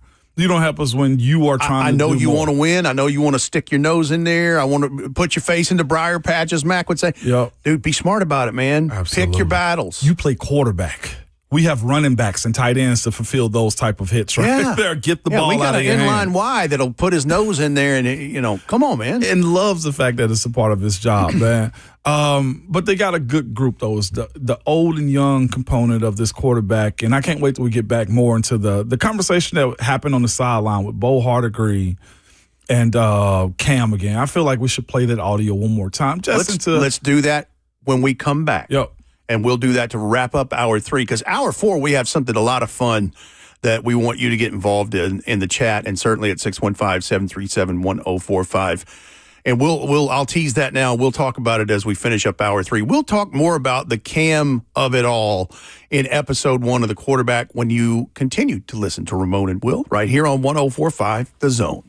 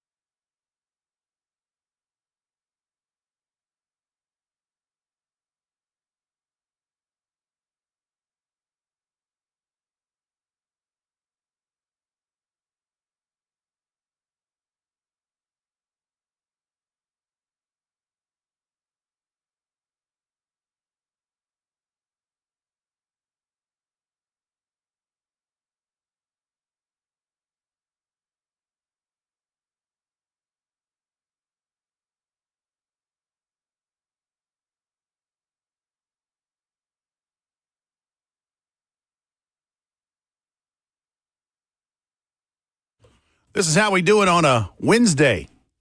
1045 The Zone. Ramon and Will. Rhett Bryan filling in for Will Bowling. Ramon Foster alongside as always. Justin Hawkins behind the glass making it all work. We've been discussing Quarterback Season 3. Netflix dropped this week. Cam Ward is a big part of that, along with Joe Flacco and Jaden Daniels, along with Baker Mayfield. Excellent production value by Omaha Productions and one Peyton Manning. And I'd forgotten in the closing credits of the first episode, that Patrick Mahomes is executive producer as well. I'm like, okay. You know what? We can give them credit and thanks and all the cool stuff. I just hate quarterbacks. So they always get stuff like this. Like, put an offensive lineman as executive producer in these type of situations. Does everything have to go to Omaha Production and the quarterbacks out here, right? I love and I hate them at the same time. You know, get to work. You know Peyton a little bit, don't you? No, I do not. Okay. Not personally. Okay. Not personally. I was just thinking maybe you could, call I'm being a fella tongue-in-cheek about it. I'd love to see an O-line series. I'd love to see a D-line series. They did the receiver one-off. They did do the Correct. receiver Yeah. one. Let's do an O-line one-off. Or we do a trenches and we, O-line, D-line. Oh, Lord. Or that would get Would that be feisty. interesting, though? Because the quarterback lifestyle and just abundance is a little But here's bit the different. thing. Who's the O-line protecting? The quarterback. So you're going to have some of that. Trenches. We might have just given him a free idea, right? I think, Damn it. God, dog it.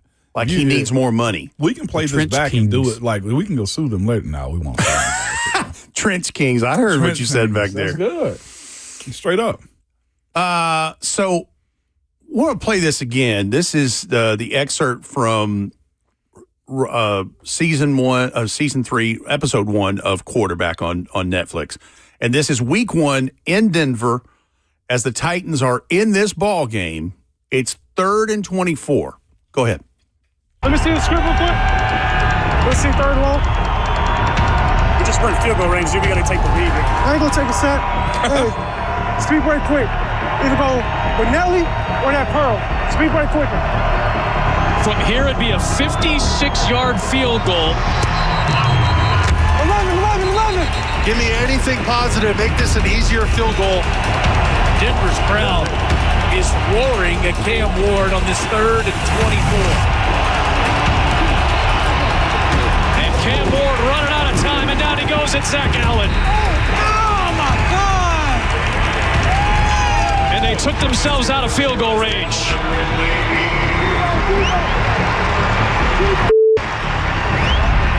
I can't take a set. Can't take one, no matter what, Denver can really rush the passer up front, and, I just got to be better. You just gotta listen to me on it. Take the easy ones, Yeah. That's the one that you'll get. You will get. I promise you will. And the game will feel so easy to you. It'll feel almost like it's boring. And it's okay throwing unders and slants and just working through progressions to get the ball out. Because that's why I showed you that Tom Brady video. You'll do it. I swear to God you'll do it. When you do it, you're gonna be like, this is easy. Yeah. You can throw all these plays on this sheet. But you're not there yet. You're not It's there basically the message. Bo's trying. Bo Hardigree, former quarterback coach for the Titans. He's trying. He's trying to get Cam to understand in those moments. And here's the other side, though, too, I've said about Cam. Like, everywhere that Cam has been and Cam has elevated himself to, he's been the guy to do and make those big plays. In the NFL, you're the 1%ers. Less than 1%ers, heck, Rick, for that moment. Let those other guys who are the 1%ers with you make those plays. This isn't an incarnate word. This isn't a freshman at Miami University. It's not those type of situations. You're not at Washington State. You got guys that are willing and want to make those plays on the other side. There's also 1%ers defensively. He acknowledged it. I can't take that sack right there. And Bo told him the right thing as far as what we're speaking about with Joe Flacco and where Baker Mayfield's have come and grown as pros as well. Like, he said he showed him the clip of Tom Brady, whatever that was, and pretty much how if you watch Tom Brady in his heyday, he's dots right in front of him. Nothing. Then he takes his shot when he wants to. I'm not sure where you're going to go with the ball on 3rd and 24 that's going to make you feel good. Aren't many good plays in the playbook for that. It isn't. That script is short to begin with. It's either Hail Mary, get a check down for a punt, and Cali was trying to set them up to get a field goal to take the lead. Hawk told us the score at the time was 12-13. They could have went up 15-13 at that time. And just be in better field position just overall. And that's the youthfulness of Cam. That's the growth in which Cam you want to see going into year 2, that he take those steps. It'll be a fan that might be mad that he's checking down on 3rd and 12. Well, we also got 3 points out of that. That's the point of that moment Take right what the there. game gives you. Now, it wasn't guaranteed that he got the field goal, but No. we don't know that. We never will know it. You never got the opportunity to get that because of the sack that was taken that took you out of field goal position, even in Denver where the air is thinner and the ball floats a little bit further. So I brought up earlier, and we've had this conversation about like the approach to getting Cam to understand those moments. I personally would have been of the mindset you kind of want to see Bo or Callie kind of lean into Cam a little bit to fully get him understand you possess our hopes and dreams when you do bad or good things with the football in your hand. And it goes for all 11 guys on the field, whether it's the left tackle not holding up, the center with a botched snap, or wide receiver making a drop, which happened on that tape as well with the Calvin Ridley slant right there. My point is, I hope, and we'll see if it's the case when it comes down to the relationship that Cam and Brian Daboll have. How can Daboll match Cam's fire if he wants to or if he has to? Right. And to just straight up, because of experience, challenge him. Challenge him in a professional growth and development style. Because I felt like when Cam and Callie's conversation, there's another clip that happened in this too, where Callie's pretty much telling Cam, whoa, be cool. He's like, when you get settled in, we'll open this play call up a little bit. And Cam chirps back at Callie, I'm already settled in. This is your first game as a pro on the road against what we found out later in the season is one of the best defenses in the world. In that moment, I felt like an experienced, energy matching OC would have told Cam, be quiet. I got this. I'll get you to where you want to go if you just listen to me. And the rookie year's full of mistakes for every player. It's a matter of, as we say often, that year 1 to year 2 jump.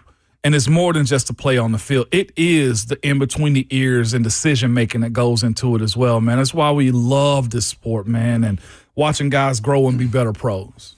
Maybe, like I haven't been around Brian Daboll enough to know his style, but maybe it's one of those things like, hey, man, do you like losing? I don't think you do. No. But are you trying to tell, like, what are you talking about, Coach? Well, we keep butting our head against the wall saying this is going, like, just let me handle this. Mm-hmm. If we do this, let's see how this works. Like, let's break a few of these things. And listen, in fairness to Cam, I haven't seen but the first 2 episodes. Right. Let's see what that looks like later on. No doubt. Because I guarantee you're going to see his maturation grow. Uh-huh. Trial by fire as much as anything. That's real. I think the one thing about Cam is, and this is where the Robert Saleh and the Brian Daboll of it all is, Cam's got thick skin. Mm-hmm.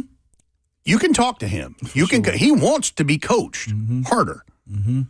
Whether he would openly admit that or not. Like, that's the kind of Jeffrey Simmons will tell you he wants to be coached harder. Absolutely. Well, Robert Saleh's going to do that. Aaron Whitecotton's going to do that. I think if you look at the last 2 seasons in which this Titans team, the players that are still here, have gone through, Callahan was kind of chill, I feel like. His personality is. I think he's a great guy. And here's the other part, though, too. Callie's still an NFL coach. He's on with the Giants. We're going to see him in week 3. Bo Hardigree's an NFL coach still. These are still good coaches. Yes. Okay, it's just that I say this all the time. Scheme can ruin a player's career.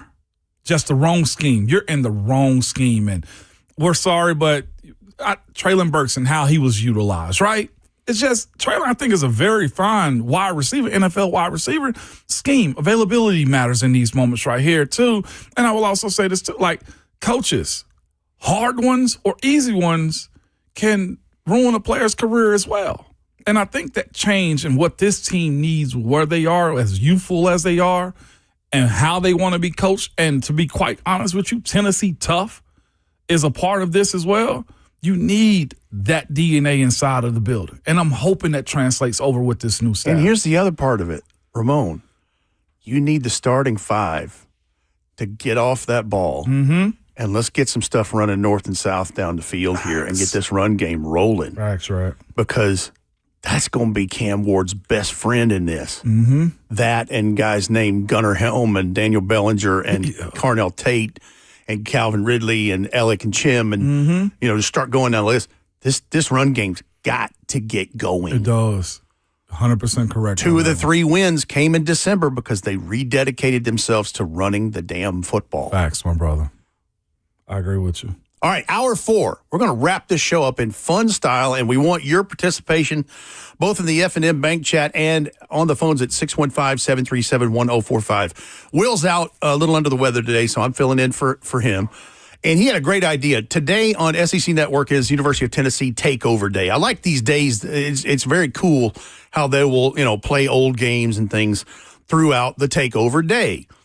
Well, he said, what if we did this? What if there was a television station for one day every year? You could do this for Titans games. Mm-hmm. What would you want on the program? What would you want? What would be your games you would want to see? And this is where we need your help, folks that are listening.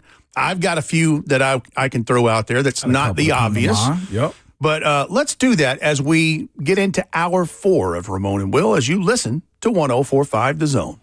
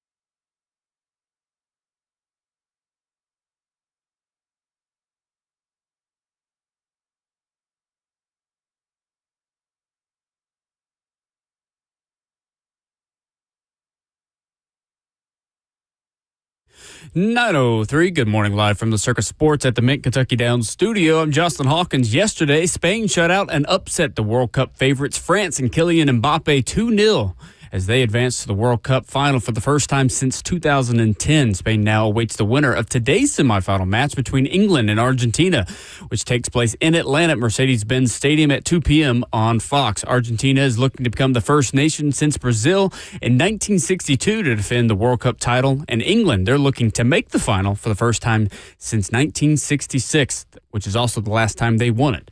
MLB All-Star Game last night. The American League shut out the National League 4-0 to win the All-Star Game for the first time since they last won it a couple years ago in 2024. Blue Jays ace Dylan Cease struck out the National League side in the first inning, and combining with 10 relievers, the American League allowed just 3 hits on the night in a show of pitching dominance. The shutout is a first for the All-Star Game since 2013. For all your foundation repair and waterproofing needs, you got to go to USSTN.com. Breaking news at once on your home for the Titans and Vols. This is 104.5.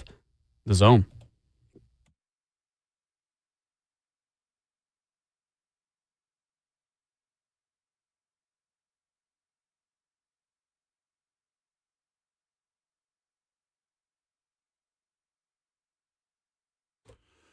The fourth and final hour of Ramon and Will on 104.5 The Zone. That means the rest of the week's headed towards Friday in this show's eyes. Rep Bryant filling in for Ramon, filling in for Will Bowling. Ramon Foster is here, despite what I'm trying to say. I don't know why. Justin Hawkins, the excellent producer behind the glass, making everything work. So I teased this last hour, and I want y'all's participation in this. This is going to be a fun hour. So SEC Network has University of Tennessee Takeover Day on their network, and they're playing old Vols games. Mm-hmm. And so Will had the idea, what would that look like in a Titans setting if there was one channel, one day a year, that had old Titans games playing on it all day long? What would be your selections? And I've just during the break, making a list of several I would like to see, but I'm going to defer to you first. Yes. Because you were a Titans fan as a kid in West Tennessee. What would you like to see on a Titans Takeover Day on television? I'll go from a pro perspective, Rhett. I remember being at home watching this game and saying, there's absolutely no way. We talked about it the next day at the facility and everything. Okay. Did y'all see him do what he did to him? It is the Derrick Henry 99-yard run against the Jacksonville Jaguars. Play that on a loop. Absolutely play that on a loop, Rhett, because the way a human being made a defensive player get spun out, spin him around, lose control of it, and still score a touchdown is by far like owning at that point.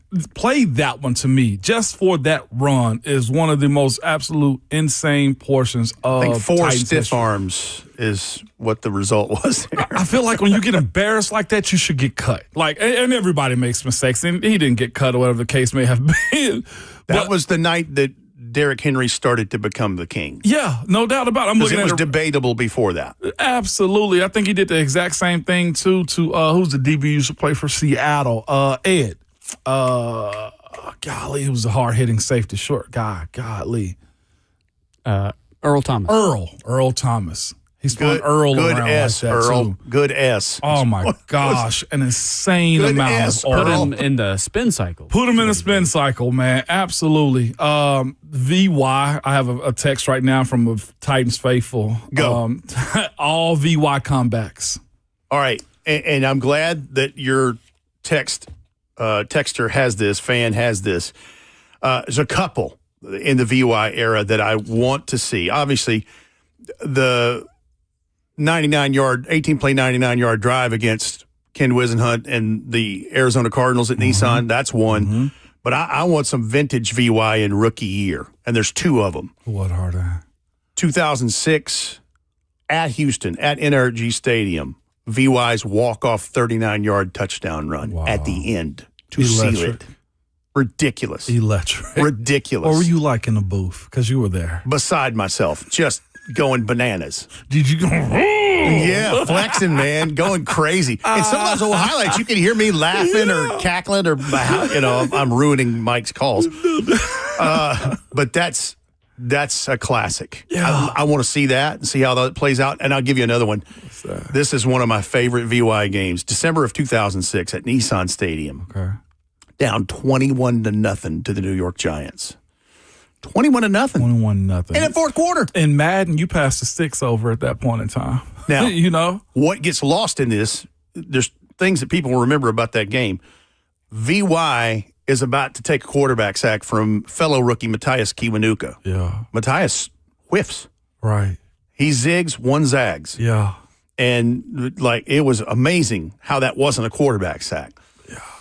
But what else gets lost in this game? It's one of Adam Pac-Man Jones' best game as a Titan. Dude was on fire. Wow. Picked off Eli twice. One of them a leaping sideline boundary grab right in front of the home bench. I think he had a punt return that was really good. Like, and they were dead in the water. I mean, this is Brandon Jacobs back there, 6'4", 2 whatever, running the 40. diesel train. Yeah. just running. Was VY's rookie year one of the most electric in NFL history? Without question. Without question. The only rookie year that was more electric was Chris Johnson. Okay. Like, when I say Chris Johnson is the most electric Titan in history, yeah, VY's in that conversation. Javon Kearse's rookie year is in that conversation. Like, there's a few you can put in there. Yeah. VY magic in 06 was something else. I'll take it even further and go to the very next game. Go. Titans are at home playing the Colts. They haven't beaten the Colts in 7 games. Rob Baronis kicks a 60-yard field goal to cap a 14-0 comeback. I was in the stadium for that game, and that is one of the reasons, too, like it kind of hits home a little bit, watching that game in person. The comeback in the second half, just absolutely phenomenal. A well-rounded game in the second half. I got one, man. It was also just nice to beat Peyton, right? The Titans, just like That's Andrew real. Luck, they couldn't beat Peyton. How much was the crowd split or Titans fan base split because Peyton being a Tennessee ball Oh, there were boy? lots of Colts there. But I think there. back then, like the stadium was more Titans fans than It was. is now. Okay. Like, You could now see you'd be Colts more jerseys split. peppered in pretty decently, but yeah.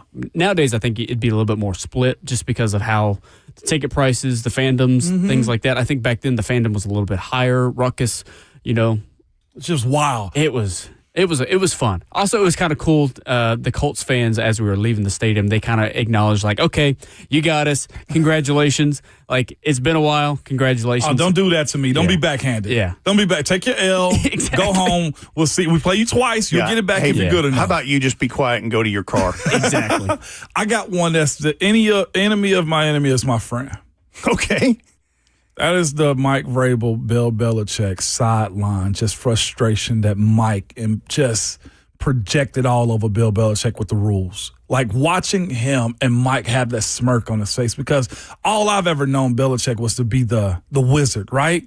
And for him to get outdone the way Vrabel and the Titans did him in that era, Grasshopper beat Sensei. I'm talking about chef's kiss. Like, you want to talk about It strategic. ended the dynasty. It did. It's in the damn playoffs. It had him pissed off on the sideline, Red. Coach Vrabel said, we're going to the Viper's pit. And to say that and live that and execute it. He out Belichicked Belichick. That was with Wesley Woodyard. He did. That's my guy. Shout out to Wood, the lumberjack. That The is lumberjack. my dude. Yeah, man. Like, No, that is without a doubt one that has to be on this mythical Titans takeover on a network of television games you'd want to see in a loop all day long. It's just the walking back and forth, the pacing on the sideline, and also just the execution of plays and just knowing the rule books the way a coach is supposed to know better than the guy that he helped learned write under it. him. Yeah, you know what I'm he saying? took notes from the time he was there and won 3 world championships. I don't think enough, and I say this as the history side of it, I don't think enough is said about that matchup, that game, that day. Because it did kind of dismantle the boogeymen that live in the Northeast. You know what I'm saying? Like, and I'm appreciative of it because, again, they were hard. The Patriots were hard to get over for almost anybody.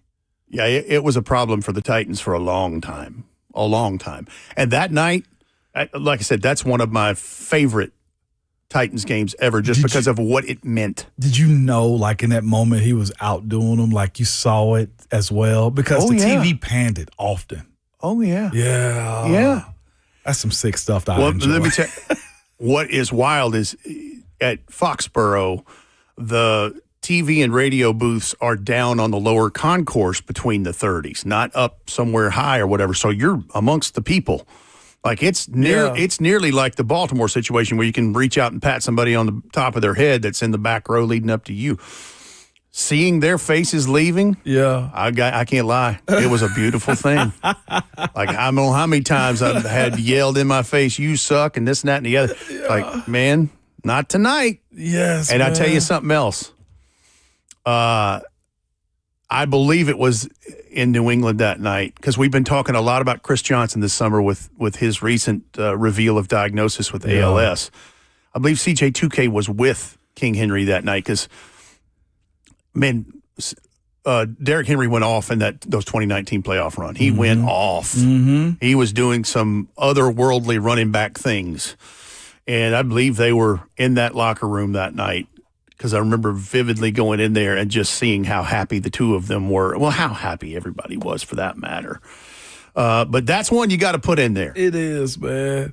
I would say I'm gonna wait to say it on break, and I might bring it on air after the fact. Okay. From that 2019 game, man, it is. I got a text from a Titan that was speaking about though. It just said they felt like they could retire after that, after playing that game, man. It's one of those things. If I die tonight, I'm a happy man. You were good, you know. That's awesome, man. I've got some that I've saved for this long segment. It's my favorite Steve McNair game, and then I've got one that I think would be an interesting watch in most recent history because it's something the Titans are trying to get back to.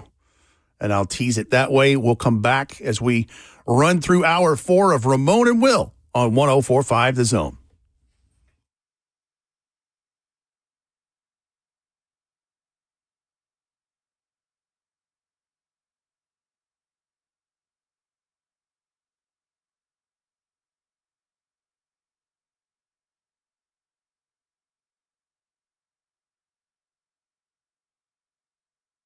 When you start noticing cracks in the walls, uneven floors, the driveway sinking and separating, it's more than a home issue, good people. It's a peace of mind issue. That's why who you choose for foundation repair and concrete leveling, it really matters. I trust United Structural Systems because they've been doing this the right way since 1994, right here in Tennessee.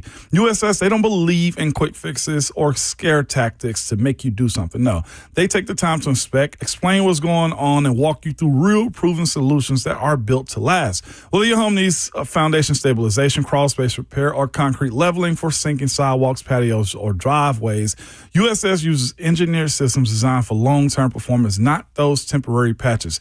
And right now, USS is offering several payment options for you in July to make your foundation repairs more affordable. You can choose one of the following. You can get 10% discount if you pay in full, or fix it now and pay later with 18 months, no payment, no interest whatsoever.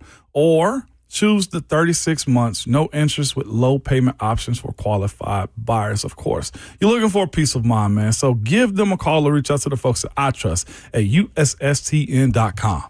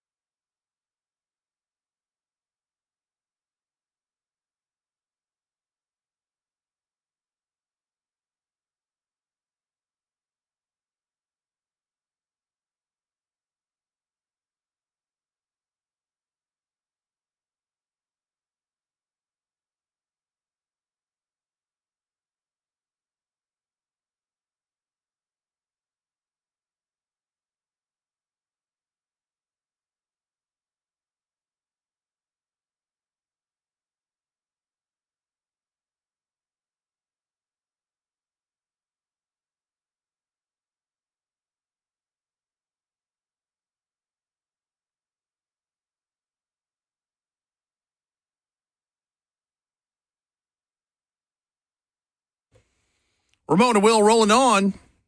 Show in the last hour here on a hump day. 1:045 The Zone. I'm Rhett Bryan. Will Bowling a little under the weather today. Filling in for Will. Ramon Foster alongside. Justin Hawkins behind the glass.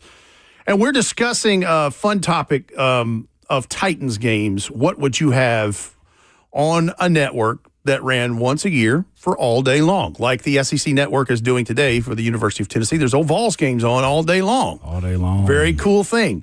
So we mentioned in the first segment about games we'd like. We mentioned that great game in Foxborough in January of 2020 that ended the dynasty of the New England Patriots. And I mentioned, you were talking about the out-coaching that Mike Vrabel did against Bill Belichick. Right. Man, Brett Kern, and I'll always give Brett Kern his flowers, but that 58-yard punt that he had that set up the last play with the Logan Ryan pick six was brilliant. Like he was money. He was always money. Yeah, yeah. But that I have to go back and give him his flowers on that one. Because it played field position for a team that took advantage of you in those moments. Like, that's the sneaky part about that era in New England. Brady was the pinnacle of what they were doing. Don't sleep on the special teams. Never. And that's where the Titans got them. Ask Matthew Slater about that. No, seriously. Right? Yes. And that was the underlining successful point for them. And for him to be able to pin them down, and this was a roller too. I love to know what his thought process was into getting that ball to bounce. Like, do you work on that as a punter?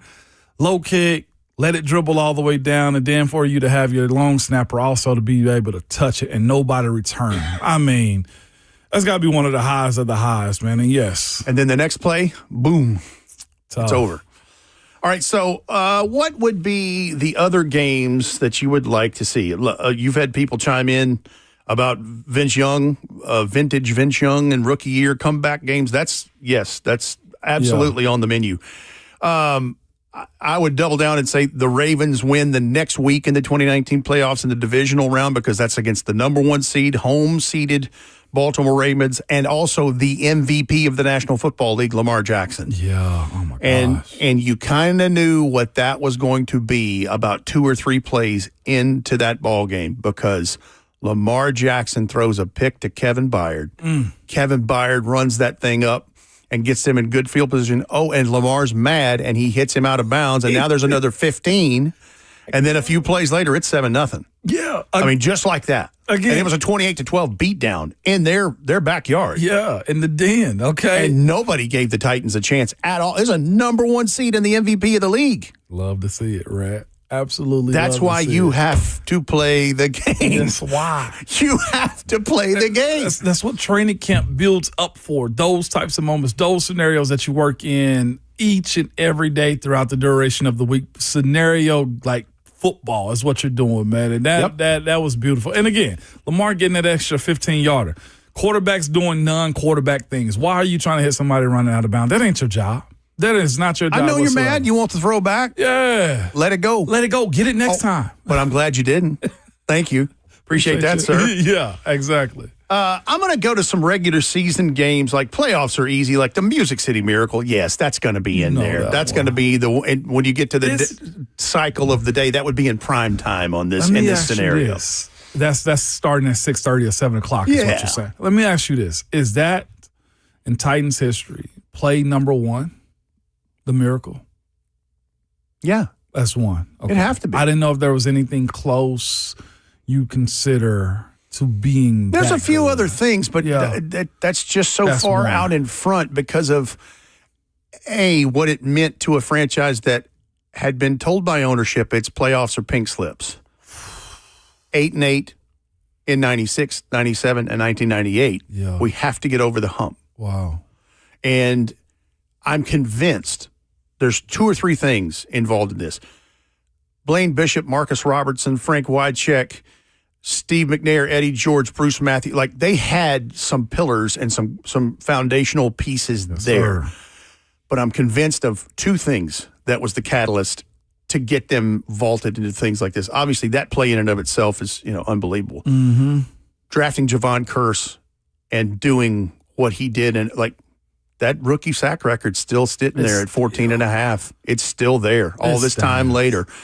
And then the other is the underrated, made fun of, and unbelievable job that Jeff Fisher did and his coaching staff in playing in 4 different stadiums in 4 years, and 3 of those went 8-8. And in 1997, they were vagabonds. Every trip was a road trip. A home game was in Memphis. Yes, it was. And then you had to go on the road trips. They had to travel down. And all of those guys, and you could speak much better than I could, all of those guys, that was you had your family at home, but that's your football family. And all you had was each other. It was. Yeah. There was, bad blood between the mayor of Houston and K.S. Bud Adams, and you won't build me a stadium? Well, I'll show you. I'll move. And he did. But, that last year at the Astrodome, 80,000 seats, it looked like there was 5,000 people there because it was so empty. Wow. And so all of those things, those are the growing up years between the Steve McNairs and the Eddie Georges under the veteran tutelage of Bruce Matthews and a Mike Munchak and all of those guys.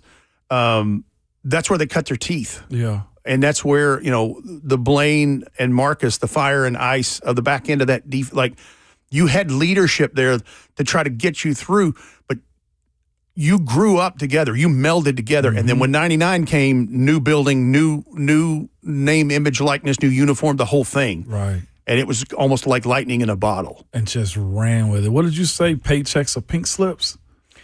Wow. Playoffs or pink slips? Or pink. Wow, right. Yeah. It was basically, they were put on notice. It's like, hey, man, now Mr. A didn't fool around now. Yeah. He didn't fool around. He's a football guy. He's a winning type of guy is what you're telling me when you say think about this. That. Think about this now. You talk about ROI times a million. He and Lamar Hunt and a few others started the Foolish Club and started the American Football League in 1959 to start in 1960. And it's a $25,000 entry for the franchise. We just saw the Seattle Seahawks sell for $9.6 billion. Think about an ROI there. From 1960 at $25,000 to what that is now. And what will it be what will be the valuation once new Nissan Stadium is completed and then they start winning football games again? You just get a line of credit and just live life to the fullest. I mean, the valuation of that, like all the ownership to your point before we go back to the timeline is ecstatic about that Seattle Seahawks sale. Absolutely. So if we're doing a Titans takeover on a network, and obviously this is fantasy, what games would you choose? I've got a couple other. One, my favorite Steve McNair game, December the 1st, 2002 in the Meadowlands against the New York Football Giants. Busted ribs, busted ankle, like he's beat up. Yeah, wow. And he runs in a 2-point conversion to get it tied up for Joe Nettie to go, take it to overtime and put it through the uprights. Tough as I don't know what. Yeah. And the Toradol shots had worn off. Like I remember in the locker room, I was like, is he going to die? Like he is just hurting, gasping for air because his rib cage is, The ultimate Iron Man. Oh my gosh. When it comes down to it. It was the precursor to what would be his MVP season in 2003 with Peyton Manning. Which is insane. Like you saw, and it also, that helped pole vault him nationally. People in New York are like, who is this Steve McNair guy again? What? Oh. Just watch. Oh, that's him. Yeah. So you play in that market, you get some attention. So that, again, that's the precursor to the 2003 MVP year for him. I'll give you another MAC-9 game, and this was December of 2003 before he was awarded co-MVP with Peyton Manning in Houston. And that game ended with a 4th and 10 play to hit Drew Bennett in the back of the end zone. And Drew Bennett's doing the shh. Quiet, the silencer. Hush, y'all. Those are fantastic. I would love to see in the early part of this programming day, in this scenario, we're talking about a Titans takeover on television. I'd love to see some 2004 games where MAC-9, where Steve McNair is banged up, and it's Billy Volek putting on a clinic with Drew Bennett. Wow. Because there's a 3-game stretch where he's as good as anybody in the league. Those two just connecting touchdowns and catches. It's just stupid. It's just stupid. But I'll give you one in more recent era that I would like to see again. And maybe this is morbid, but it's November the 17th, 2022 in Lambeau against the Green Bay Packers on Thursday Night Football. They beat them soundly, 27-17.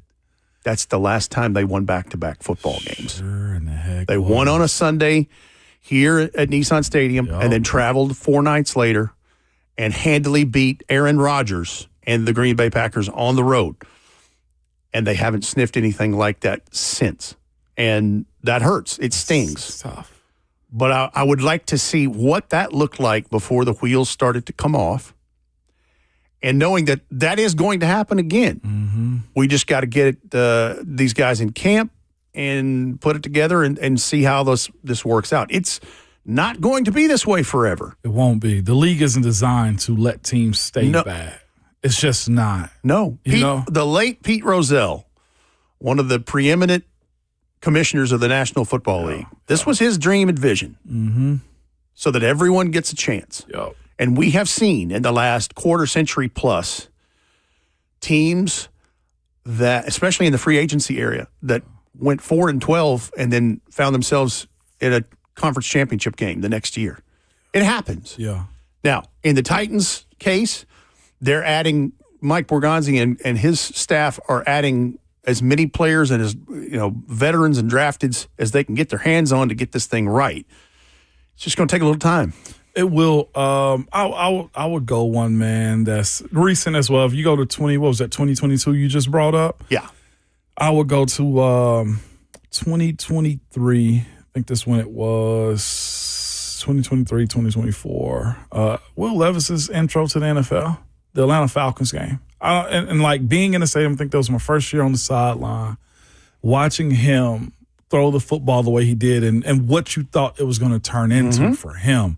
I don't know if I've seen. That was in the Oilers throwbacks too, right? It was. It absolutely was. I don't know if I've seen a better intro for a guy when it comes down to, hey, welcome to the NFL, than he had in those moments right there. It was fun to watch.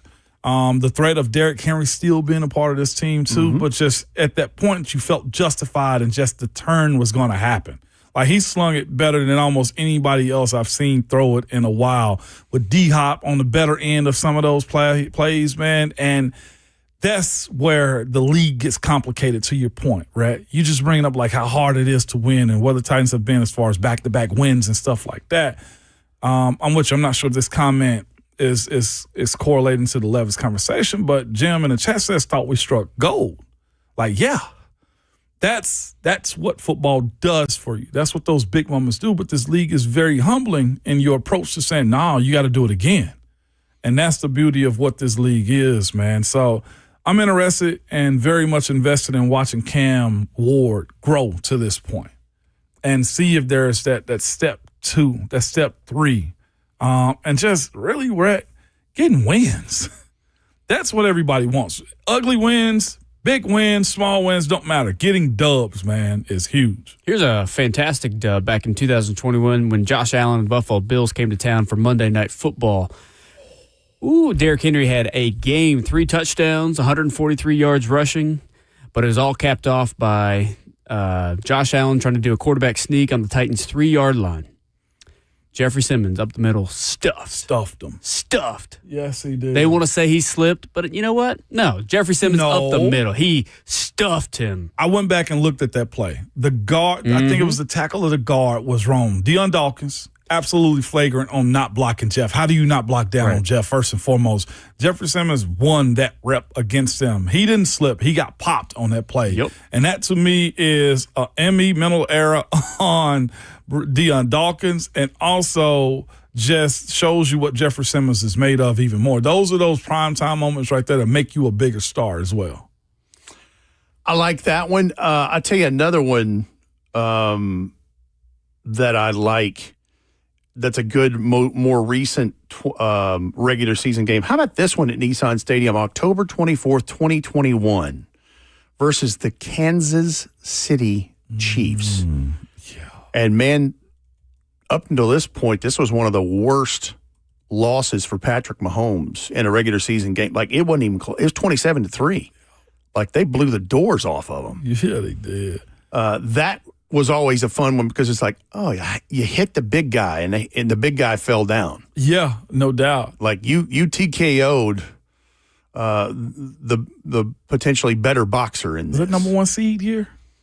20. Yeah. Yes, that's correct. Number 1 seed. That's here. correct. I will say, and you're right, it's kind of morbid. You mentioned this earlier, but the setting, the lead up to that divisional playoff game against the Cincinnati Bengals at home, I've been in playoff environments. And like I know, right, there's a preseason. It's like, hey, welcome back. Then there's a regular season where you got to buckle down a little bit more and like, yeah, it's go time.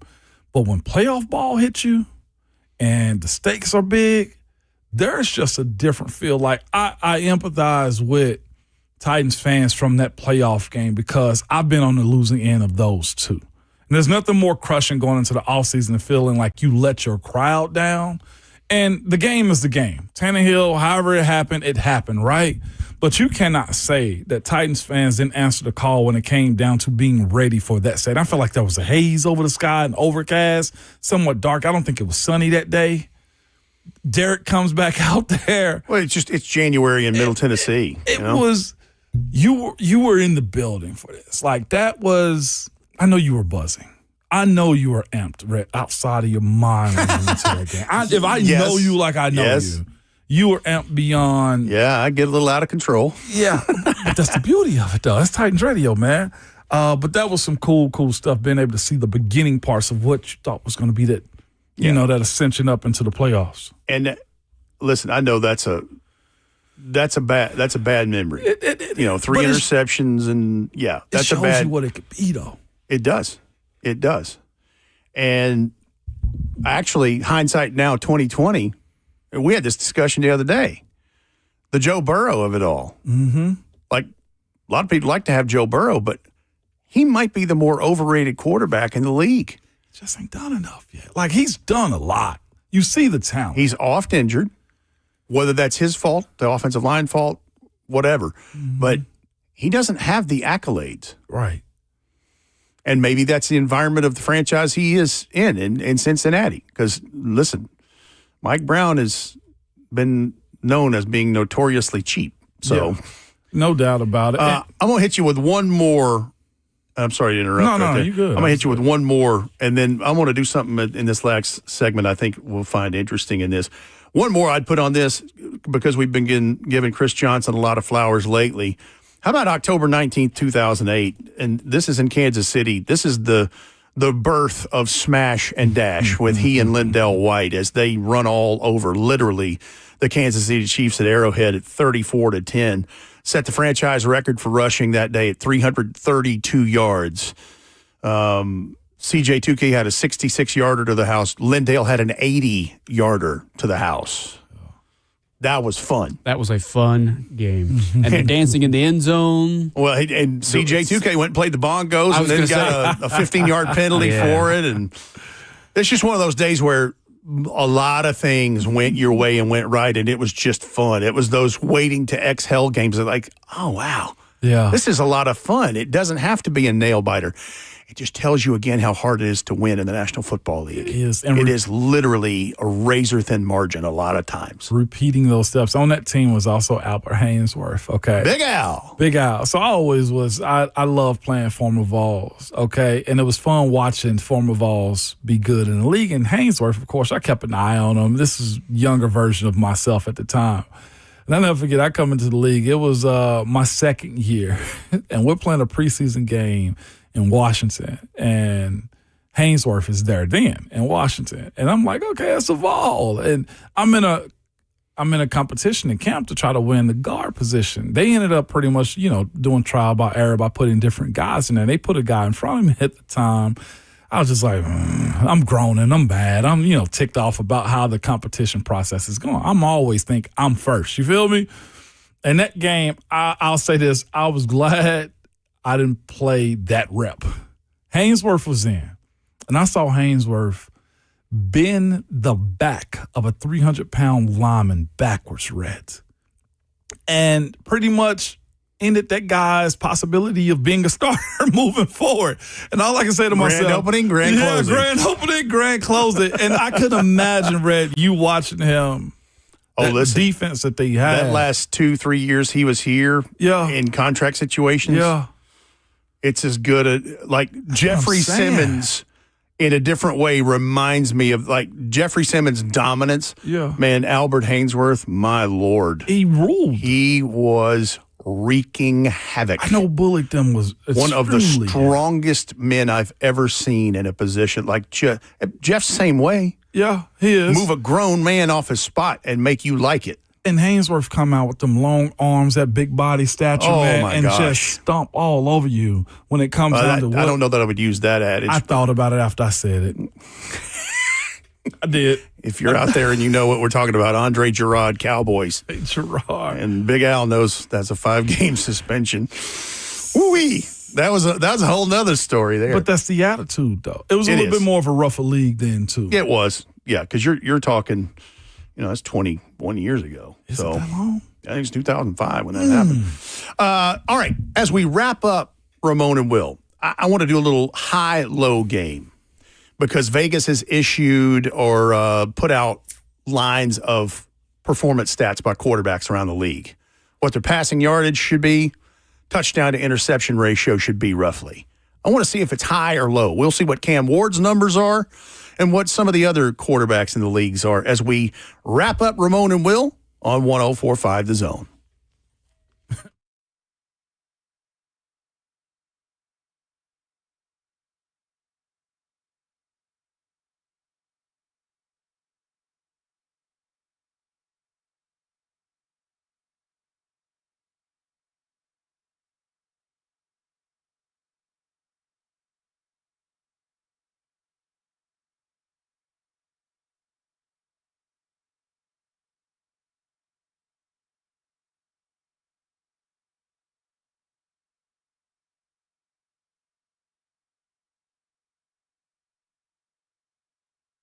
It's Ramon Foster for Hiller Plumbing, Heating, Cooling, and Electrical. Man, we hate dealing with those issues around our house, whether it's your plumbing, HVAC, or an electrical part of your home, man. Most of the time, you don't know what it will cost if it'll get fixed right. But somebody's trying to sell you something you do not need. It's also just one of those jobs you might need somebody else to do because you're not as versed in that department as you think you are and don't want to mess up the house and have the kids and the wife mad at you. No, reach out to Hiller, man, because when you do reach out to them, they solve your problems quickly. And the price you tell is the price that you actually pay. No hidden fees or surprises on your bill whatsoever.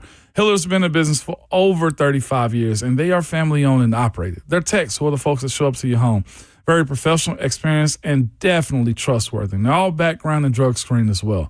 When they're on their way, you'll receive a photo of the tech and a link to track them in real time, so you're not sitting around wasting your time. They believe in 100% satisfaction every time they come to your dwelling, okay? Their motto is, happy you'll build, the service is free. If you're not satisfied with the work that they do, they'll do all they can to fix it or simply hand you your money back. If you want to learn more, simply head over to happyhiller.com.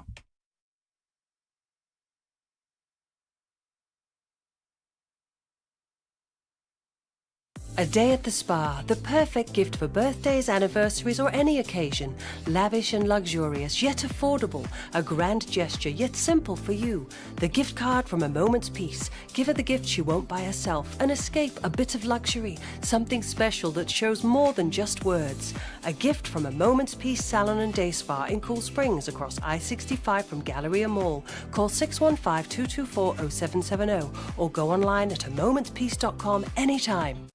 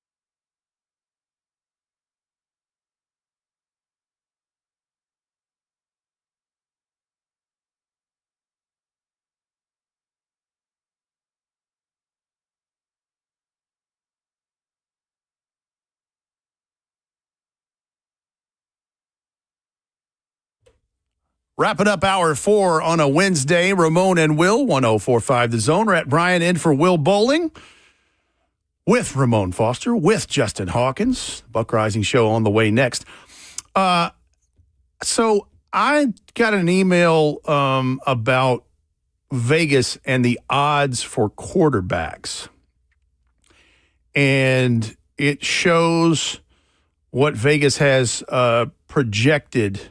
And for the dual threat quarterbacks, it even shows projected rushing yards.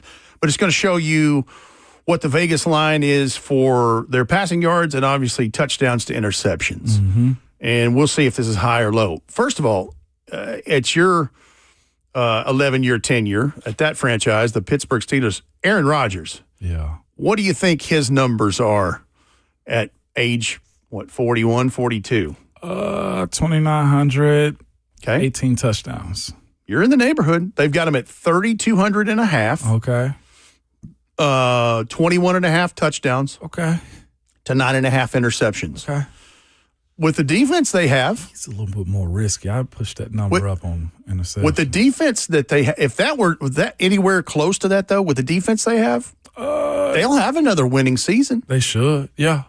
Which puts them in a bigger conundrum because he's going to walk away now. We know that. This is it for him. They got Will Howard and I think Drew Aller at young quarterbacks as well right now, too. Yeah. Correct, because they took Drew Aller in round 3 from Penn State, I think, in this year's draft. Mm-hmm. We've been talking about the quarterback series on Netflix because Cam Ward's involved. Baker Mayfield, one of those 4 subjects that the quarterback season 3 is about, 3,550 yards, 25.5 touchdowns, 11.5 interceptions. That seems about right. Mm-hmm. For Cam?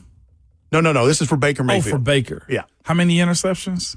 11.5. Yeah. 25.5 touchdowns, 3,550 yards passing. Yeah, Baker's a little risky. I can see that being the case. Now, 3,500. There is no Mike Evans anymore.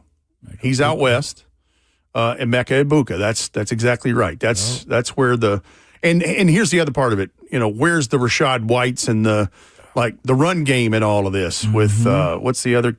Golly, I'm drawing a blank here. The other running back.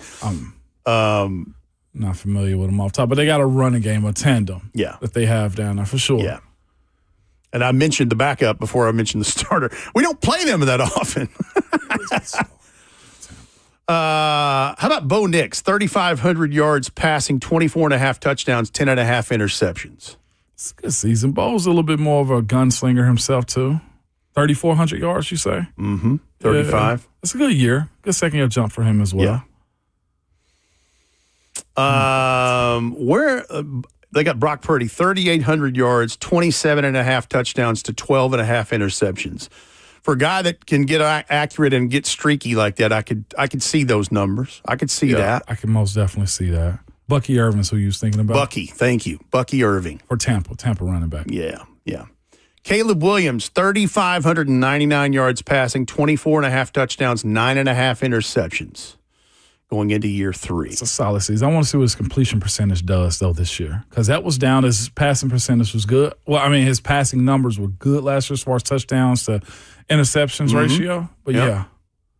All right, Cam Ward, 3,250 yards passing, which is roughly where he was when he was hurt, when he got hurt in the last game in the first quarter in Jacksonville in Week 18.